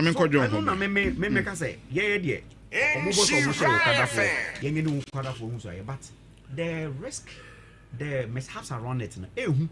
But baby say with or without the legalization, it is already in the system. That is why our laws. That is why I'm saying that it's a failed system. This is we are also can say if you look at section. Isn't it better late than never? Say you're failing your system. So I do baby who say yeah bibi na afi incorporate your so now you did because initially we decided not to use it. Or can say you can use you cannot use it. Meaning if you pick section 128 of the road traffic regulation now, it's so clear. Youngsters want to use tricycle, but they use it for real services. Yeah. The same thing is being done not for because human life is very valuable. Okay, accident, mass. Okay, 3 top cardio doctors are it wiped these human resources away once. So when it comes to accidents and the modus operandi, we have to be very careful. We shouldn't say we want to please Okada Fonti, but you share not a beboa. Say, nay, you are quite anti be for more criti. They said they're Buja. We have no qualms. that way you can properly, because can't go share Okada, because Okada lanes. They'll feel a populist. So it's like but we've not put the structures. It's like the 24-hour economy. When you have no industries whatsoever to run 24 hours. You should look at it again. Okay, but we should be very careful how we go about it. John Mamintiu, John of UP, Mamintiu. Yo, Minya Medase. Maminyina were feed the case so. Jesus Christ, yes. And now what we Jesus Christ. I say Wabua Ama campaigner Wuhui. A brilliant publication. Brilliant publication.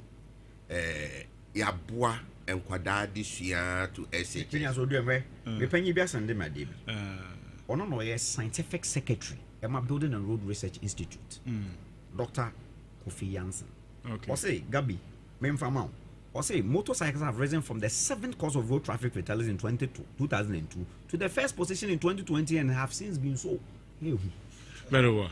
But your chance, ain't awards and Ranajo, Golden Bean. Okay. And your demand, brilliant publication and stationery for your contribution to Enquada to SHS Adisia. Intimate dedicated awardee. Edi Amakwa Debia or Ghana, Oceania. Say, baby, I open woman papa so I will be nya, and no any brilliant publications. Minya, Medase. Enti, oh, did you ma Ghana na award Bemwa na a boost to energy to want to continue and do more. Enti public then share any more say. Brilliant publication will give them nothing but best of books that cater for their educational needs. Minya meba asemi so a na wotwe BBC eyeye papa alankojo chirebate. Ewo enkran. Otime boa edoma no throughout the diaspora. Eye African Summit. E propose adekese.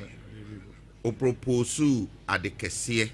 Se Africa nyina no yenkamom if say a bread ru say ye beka bomu ye papa okujeto eye foreign minister eko kasa edema President Mahama na President Mahama shebo say Africa nyina endorse no say nyame pa 2027 obedi Africa enim as chairman of African Union 2026 no data no mo 2027 no be start here juma enti no so be die ni mu dia enye na key person wo hwehwe wiase nyina titire ni Africa wonya etire ba kumpo a se be abobia enim dia ekura philosophical reasoning ekura the discipline ekura the edge and the poise to bring transformation and transformational leadership to Africa.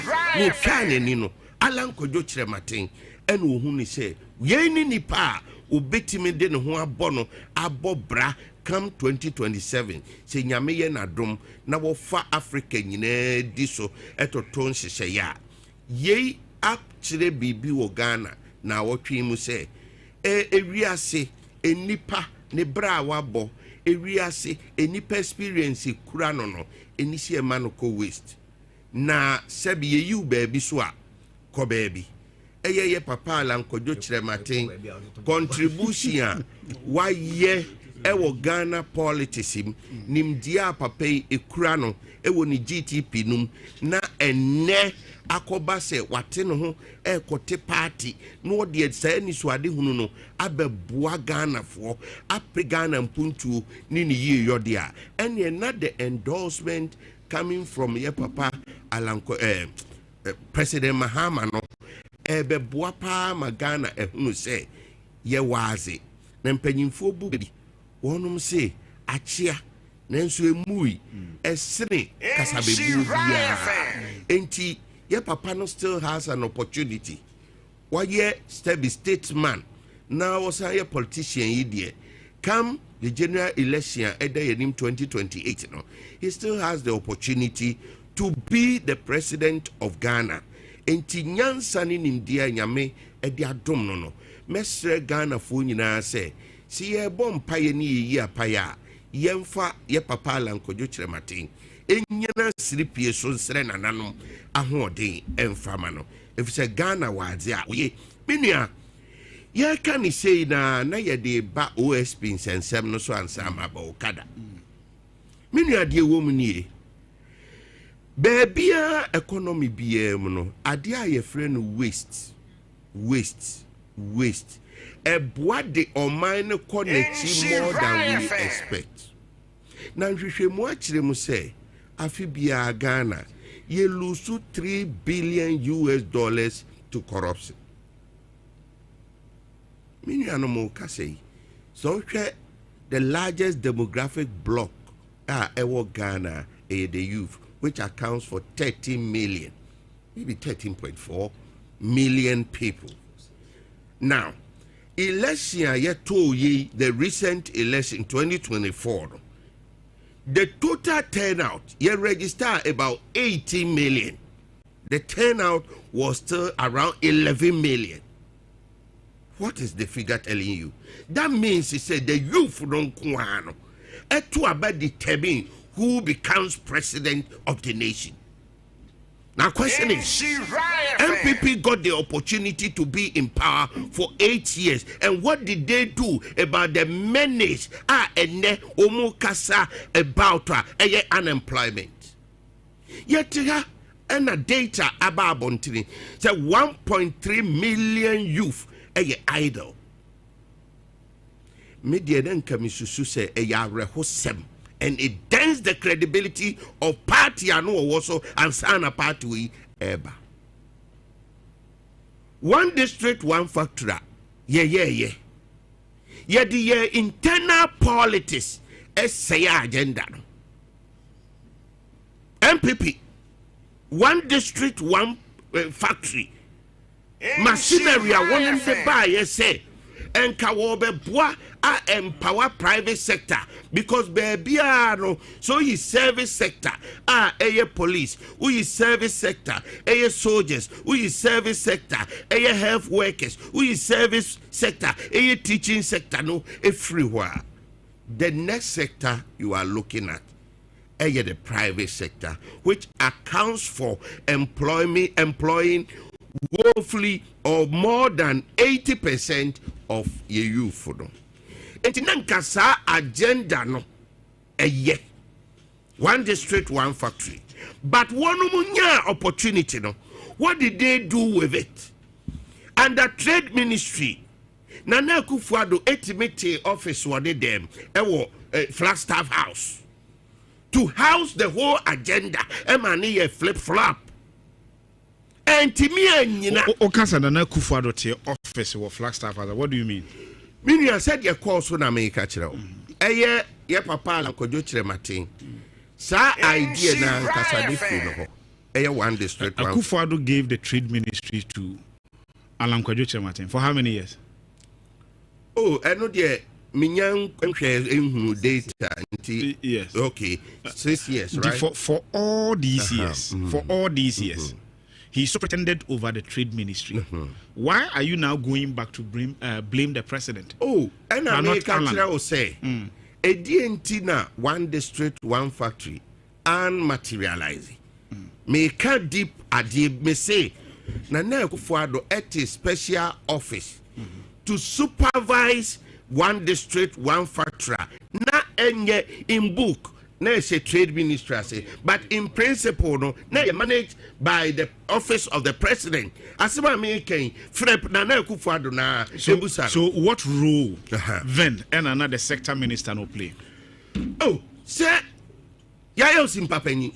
Sana mekano. Na ye ne simpapani. No G simpapani di any tomb for 6 years for 6 years and beyond. I was so who say one block. One initiative, one policy. Make one say me. One district, one factory. Papa with other duties, you know. Okay, surplus. Okay, trade surplus. Our budgeting.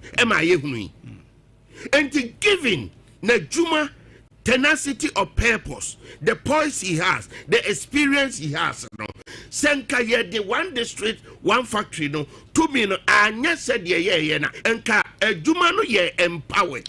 Nia wo kan yenye afterthought because for the 6-7 years before say all resign, we never, not even on a single account, heard Honorable Alanche Martin so complaining say he is not in control of Niku ministry. They say sebe ena maka chro minua enya afidie bia so eni enya fax. Ena maka chro no say afidie bi wo ho a ni muduru nti no nya nsem nyina na politics ye de ba abontere nsem ni bi wo ho a ade ni siwia ne pie ena enipa so a sebe ogina ho kasa no sebe ne background any baby a ofri ba no me say me no makana asem we ya makano me can on authority without a shred of doubt. Me can on authority say they see ye in MPP and America and now be also in baby a me free ba. What you say? No, you see, sir. I understand the angle that you are coming from. Now, once we also have the liberty to interrogate what you have said. Yes, because I am looking at it, sir.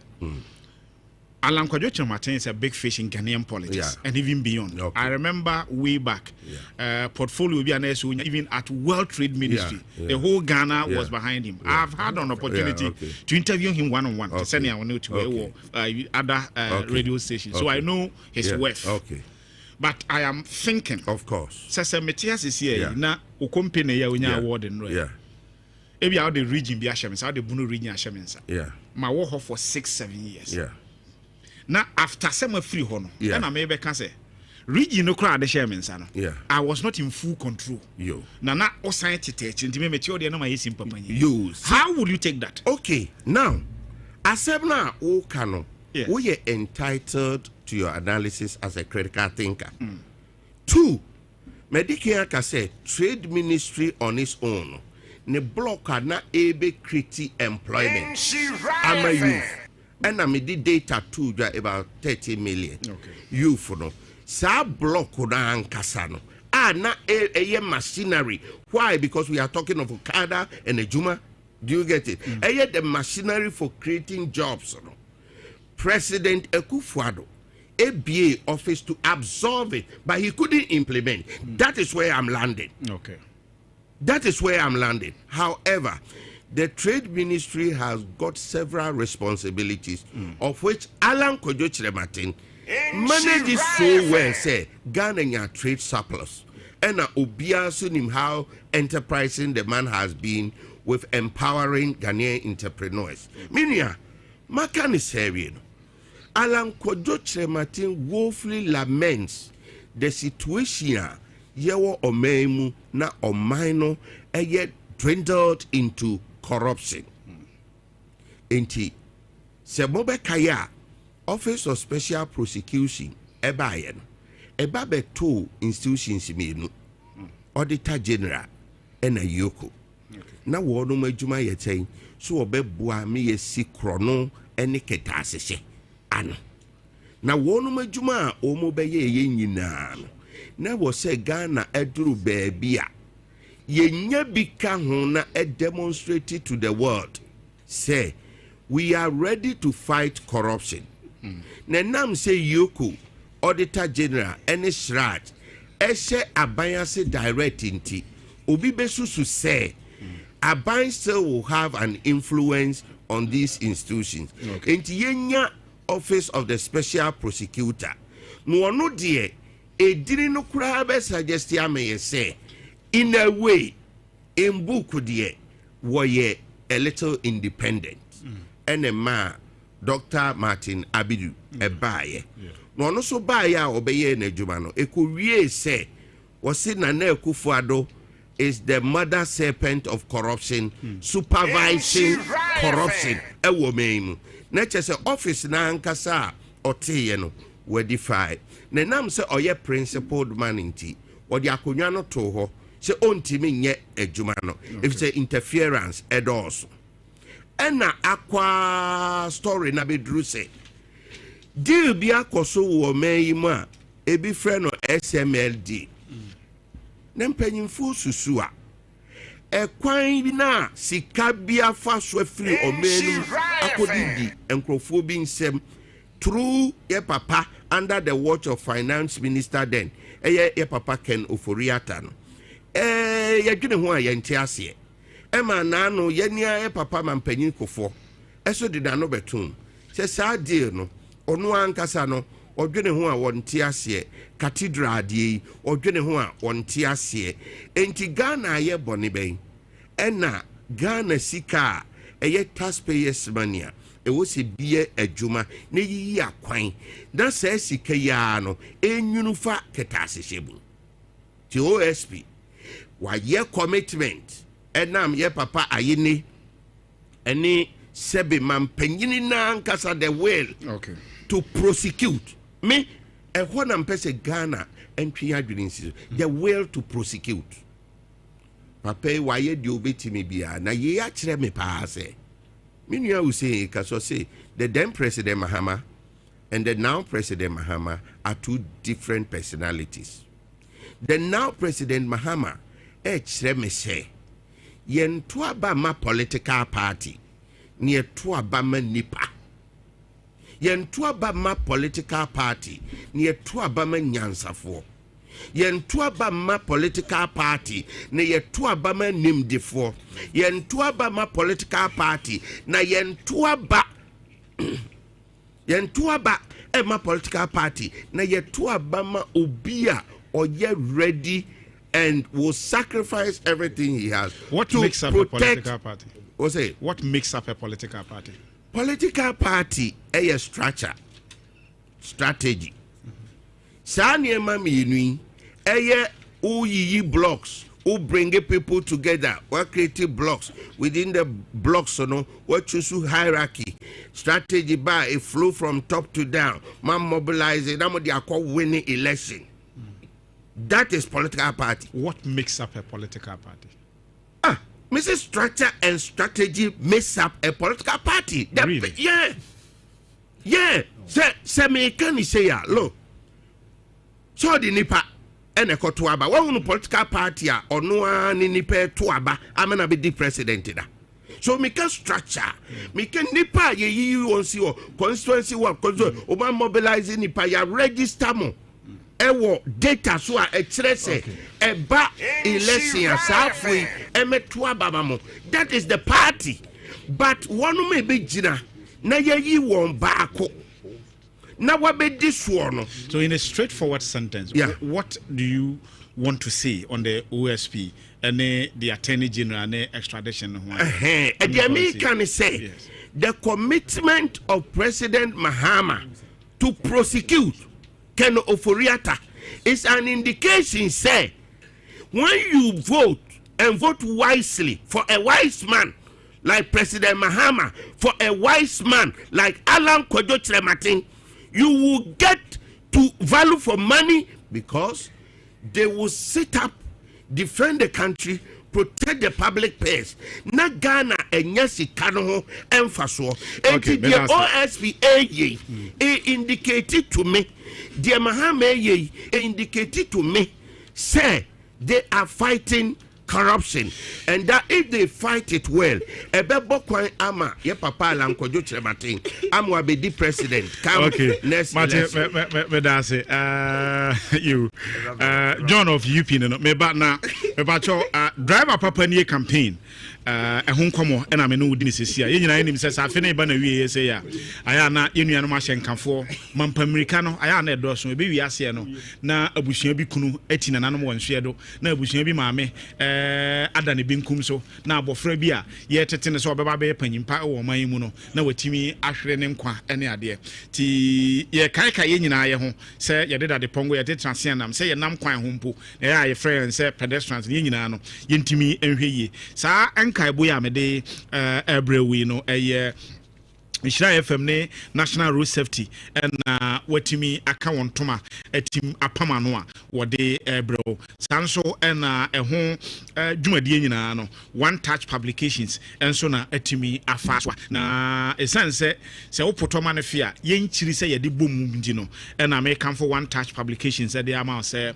ɔba no wɔ second cycle institution biara subject a yɛfrɛ no government ne textbook no obɛnya bi ɛde ama wo sanso ɛna textbook no matumi awivi na ɔmasene kyene to suit the new curriculum a yɛyusu ɛwɔ the second cycle institutions no sanso ɛna one touch economics textbook ɛnso ɛyɛ ade a ɛwɔ hɔ old government textbook past questions ne answers nyinaa no na kyerɛ sɛ question ahodoɔ a ayɛ a wɔyɛ ɛtɛ bisabisa nkwadaa no wɔyiyi ya no ɛna wɔde questions no ne solutions ne nyinaa no wɔkurukyire agu nkrataa mu a wɔayɛ no book a wɔde ɛma ɛyɛ adesuafoɔ sɛ na ɛbɛyɛ a wɔn nso wɔbɛnya ahotɔsoɔ ɛwɔ wɔadesua a wɔ ɛsua mu no kan na hyɛ no nso sɛ nwoma bi a one touch de bɛba abɔnten no National Council for Curriculum and Assessment a yɛfrɛ wɔn naka no wɔtumi de wahyɛnsodeɛ afam ho a bibia ɛkɔ kama one touch a me no meka ho asɛm kyɛ wɔn books no Ghana ne Liberia nyinaa no ɛyɛ ade a wɔtumi use because sɛ yɛ nyinaa yɛ WAEC countries nti yɛne wɔn ɛni nsawosoɔ na wɔntumi mmoa yɛn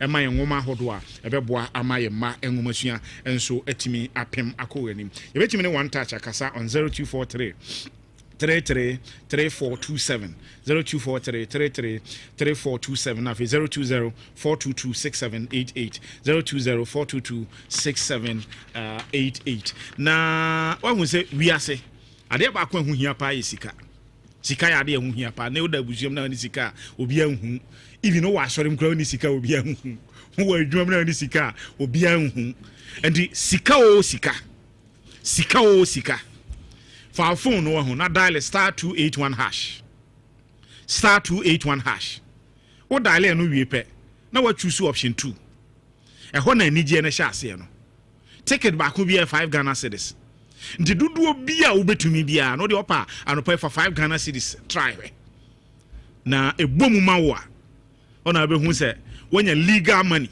we nya ne a FBI for ɛbɛyɛ extradition bia of you we legal money na bibia akokama enso edi ama na aye na sa wi a na akoso am ofidie na da Nhyira FM na edwumadi ahodo aye di kro yi mu nsem power sports obra efie kwan so wiase mu nsem ani Kukurantumi so nyina no wa wawini no na yabobo edi wondin no ato abonte ama me se wo de fa phone no na dial 281 *281 hash choose option 2 nya aka nyina no sika nko a na obedi ama bibia akoso kama edi ama ma men san kai we se Joy FM Love FM, Adum FM, Asempa FM, and Nhyira FM. Then say yenya technical hitches kakra.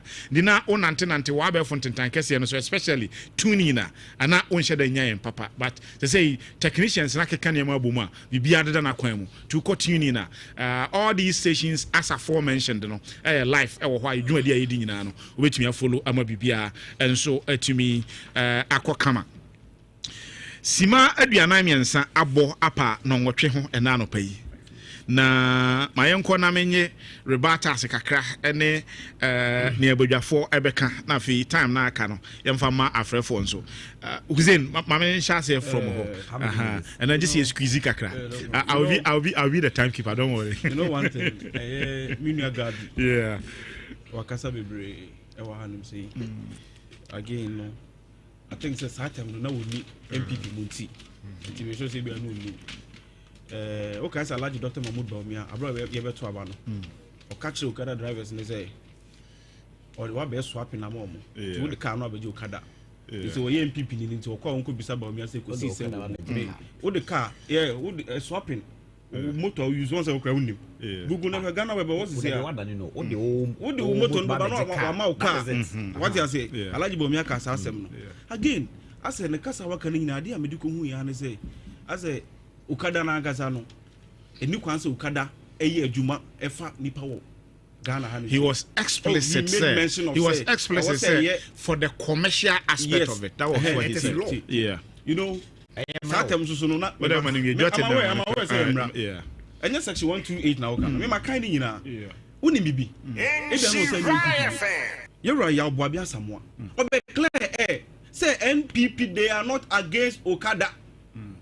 Adwuma omo ye onkugu eno so Ghana we be wo ho sato no ne MPP munti me de ho ne de me ne ntwe bebre but you see awaba no o make sure so be hu MPP position then into okasa na wankwa ankoka asem bi anye de amfa ambo no ho no say ga say NDC ba be free ba mu na make unemployment rate call 8.4% no na economic condition no net say na nye in fact oka asem bi wo ne de metima ga say oka ni yi wo say aban ni nyina emboa successive government ni nyina in employment creation. Yes, but mistake no here ni say we say this year free about unemployment rate 8.4% no na economy na say it's not true because that meba because that time na fetch ni because time be amoka employment as a student of labor I am be say employment ni here na amoka no is it the fictional is it the cyclical which of them what you say so maximum mechanics at that time the economy no Fitch Moody's S&P rate economy as B minus that time na 8.4% but and then under MPP now buying time that time no ya frafran to no nim ti make am na that time no ti wa gasa gave e call 14.7% no now Fitch Moody's S&P are rating economy as junk status yes a baller economy the difference near wide international makers say JM then no quite different from JM now but even JM then no was better than more buying under MPP it means you know Gabi is my best friend when him say from encounters I mean when you know I know say you are a good researcher and you're also an honest person you cannot jump the 8 years of Akufuado you know and I say during that time you know na junk economy when they inherited the B minus be stable you understand so you cannot jump them together my bobra o papa bobra was fie nyina de fie jaw okay say hwe fie no so o ba e fie no so o kon so a e fie no roof ni nyina say wan say anye ni afa ngu kirima ho no mo ba no o ba yo mo na ebre in fact the reason why I'm saying this is because NDC will listen yenya buffers bia sinking fund stabilization fund o kan say na ma ni nyina aye di sika tu mu omo ko bisa nsa sinking fund na sika be na da mu ni nyina no mo di cocoa board 32 billion cedis aka mo jaye roll over mo ye yenko cocoa board $810 million unima japade ba ko me mfa nya osisi a fajami eno ye me time me mfa nya diga bi ma me tie ho so quickly my might say for one say you was saying is trying to be mischievous. Oh, mischievous. Yes, I was very emphatic. This is quite harsh. When I was quoting the law. Yeah. You see, I was speaking in the section. Yeah. Say, Makwain. Mesad Manusi. And I know the good and Magaji say, so it has been my position throughout the submission. Say, Nemu, I say, we're in a hurry to implement. The NCC. We should put the structures in place. Yeah, no be no way. You are just going to illegalize without any transport systems, alternative transport medium for them. There's no proper training whatsoever. You have just said that. We have not seen anything. We have to properly. But said you better take time and every policy comes with its own infrastructure. Okay. It is not in place. Security concerns, all these things, road expansion. Quickly, share OSP name age. Okay. It should be done with the speed of light because I don't have enough time. OSP name age. May pay the powers cloth the age. Per Article 88 of the 1992 Constitution. Obey be a moment may okay can be nine means so semi prosecute on Naboke. Let me say this. The MPP is not shy from accountability. MPP per Article 17. But one, are you happy with the conduct of Kenneth? That is the issue. Are you happy with the conduct of Kenneth? So you have to be upright. Yes. Se bibinti na yese brane be yin Zambia no. We don't hold any grudges against that. Say yes. That's what I'm saying. Because Utimu fire and MPP is not shy. This is a manner. MPP through your leadership in Parliament, Ghana in May. You see, we are in December. He's still not here. So we say AG, we are trying to make some of us believe say what you are doing. I say, oh yeah, man, bros. Yet to Chroma said, no, Tobo, yet to Chroma. Yes. And I said the name former Maslow CEO. She was tried in absentia in 2024. Yeah. See, and then she was convicted. You see the difference between law assembly and what the AG is trying to do now, a public court of public opinion. He asked Oboira Ken Kung Fu, but he's just an accused person in all these. And there's tradition out there to me to say the other Okubu assembly, but it's just a mere processes. Say the Chroma as a million. Say the Chroma. Yeah. Now say it me charge said the name Tamakulu in absentia. I was 7 band in a intimate extradited and my money best every sentence. Now, young extradited an accused person. Ubetima initiate court proceedings. He will be duly represented. Now, sitting in a train, young fan Mercroma, not the Biobejana, means Rosemaya. Your powers are constitutional creation. Yeah. You are so powerful. You don't need something to the moon never talks, baby. It's becoming a nuisance. Okay. Proceed and then press charges and prosecute. Martin, if you have any prima facie case against him, and it's all back and forth media engagement. But you know,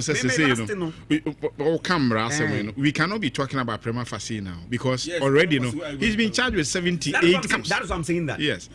So in the wisdom of the age, when a prima facie, they've gone ahead to charge him 78 charges. Yes. Still, he's an accused person. What are the provision of Article 19(2)(c) says? Presumption of innocent until he's proven guilty by a court of competent jurisdiction. You cannot just make this as a media and our prosecutor. Do you think? Don't you think? Ken, is self-inflicted. You see, and yes, self-inflicted. One, on the grounds of medical extradition conditions, extradition medical conditions grounds come home. Yeah, what the AG is trying to do is that they promised the Ghanaian people that Ora is going to recover $21 million within a year. Yenti Ora anka. They are not doing anything. It's far off. So I was surprised when no.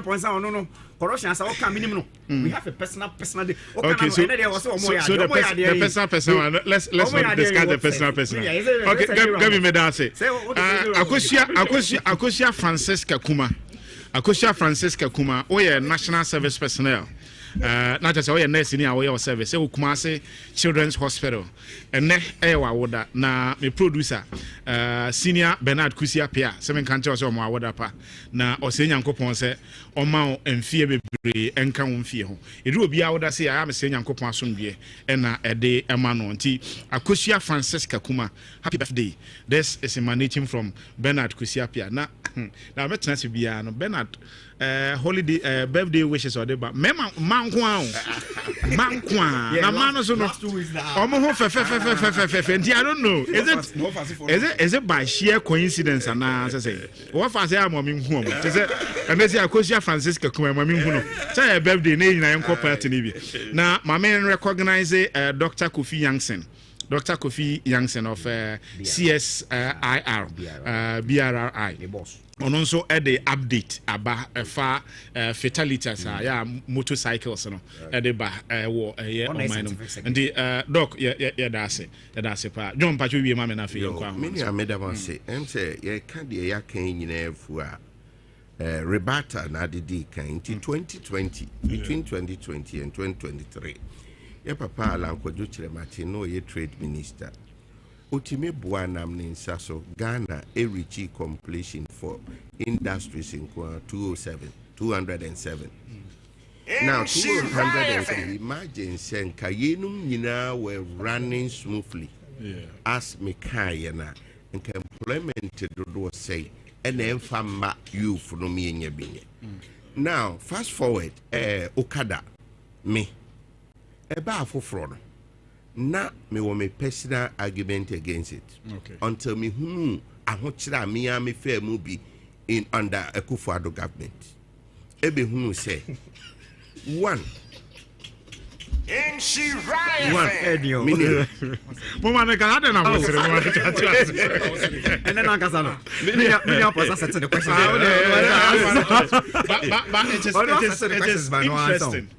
As I said, more trade minister, you pick and choose. They're positive, you credit it to the doorsteps of Alan Chemati. They're negative there, then you give it to Akufo-Addo. Oh, there be anti-side. Somebody say, I trade balance surplus, a buyer, and also was under Akufo-Addo. Oh, say Unia. But strangely, you give that to Alan Chemati. They're negative to Akufo-Addo. Oh, yes, who does that? Say Unia, Unim system, sir. Eja. Why Omumeshia Bobby Intino? Unim systems, I will say, if we assess all the system nama, na baby affected ya, Medini Pedia example, baby affected ya, itire yene juma, eni yene juma, ehuni yene juma, ason yene juma, but ensa ehue tinti, itire intimi yene juma ye. however now ho kra atwe now ho atwedwa enti ekire wo se edwo atwe na free baby na ba baby na unko gina obi dwo atwe so nko kase etida anya na aduma and then also to question okada no abebua papa kire se ye wo krom ha ne ka fatalities me pa cho bicycles ni pentwi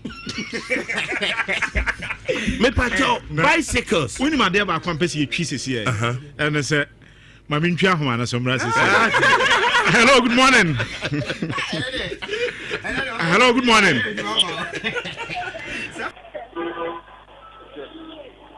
hello yes thank you nkata film room I'm for Koja's in and Nakwasi. I'm Brasia Chairman and Nakwasi. I didn't want Santa Regina. Because I bring you a Jimmy Yepa and Nakopo and Nakwasi. Now, the air can you know, and summer and this communication better. Okay, if you had no Mama, Papa, no, what's not a no more say, and yes, some Katua. So, in January, what's up for people that you don't say, I won't pay money what I'm saying. What's I'm also be.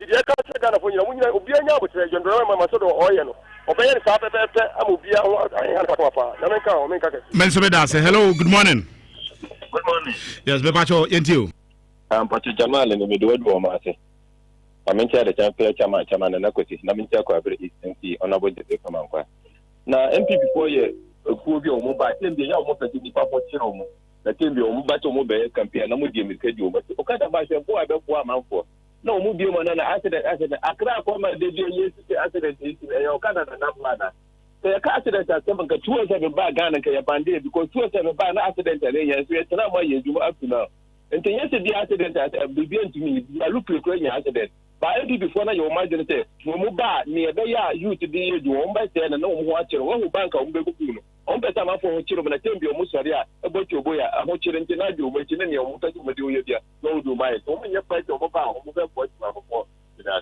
yo Mensomeda say hello good morning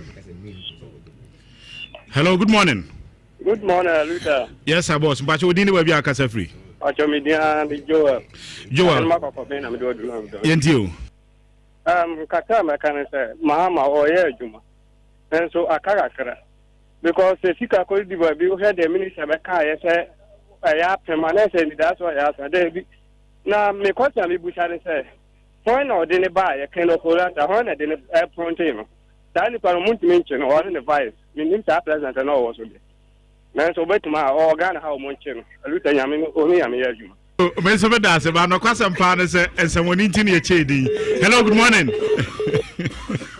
good morning, sir. Yes, I was. Bajo, why you? Abdul Hamid, because I feel I'm joking about the series. Abdul Hamid, didn't you? Young point, I mean, you know, junior, what, sir? Let's say before say, Ghana photo about Pempuntu. Then something about a general bank, or your idea, you may have Okada Musa Okada, as the someone Okada no horrible, that's the new one. And before Muba Jamaya, that's what time you share. Oh, boss, no more one city, no Naji. Sabaya, so much background, so what you need the debut. Come here, what you know, you guys in some Ghana for the Fanasa. A monthly adjutant in India and you'll be here and and Tumpo. We want to get the buy, move on past the fire. I'll put out in there. I'll book because I won't pay Ghana. Hello, good morning. Yes, Miniaba, ain't you?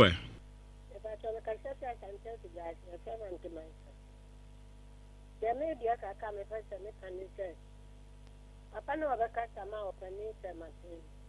I have one more back station, no more cata. Opening Martin, you will be on a pamu. The so can see you, baby, a comedia. Or no one will say, the beer was here no uncle. In Tia or mother, a woman no crown in Amen. Amen. Yada say yade ofredwuma die no esi ha na nonkron abo rich ne na pamfo no de sports twayen so ma yamfa seda ma Hussein Ibrahim of the NDC, Gabi Chere Jr. of the MPP, and Afi John Akwesi Amponsa of UP Plus Anopai Obekan ho na yedi Kukurantumi Ebreo. Yaframe Kwadwo Apreku Aluta. Ne yako yie no.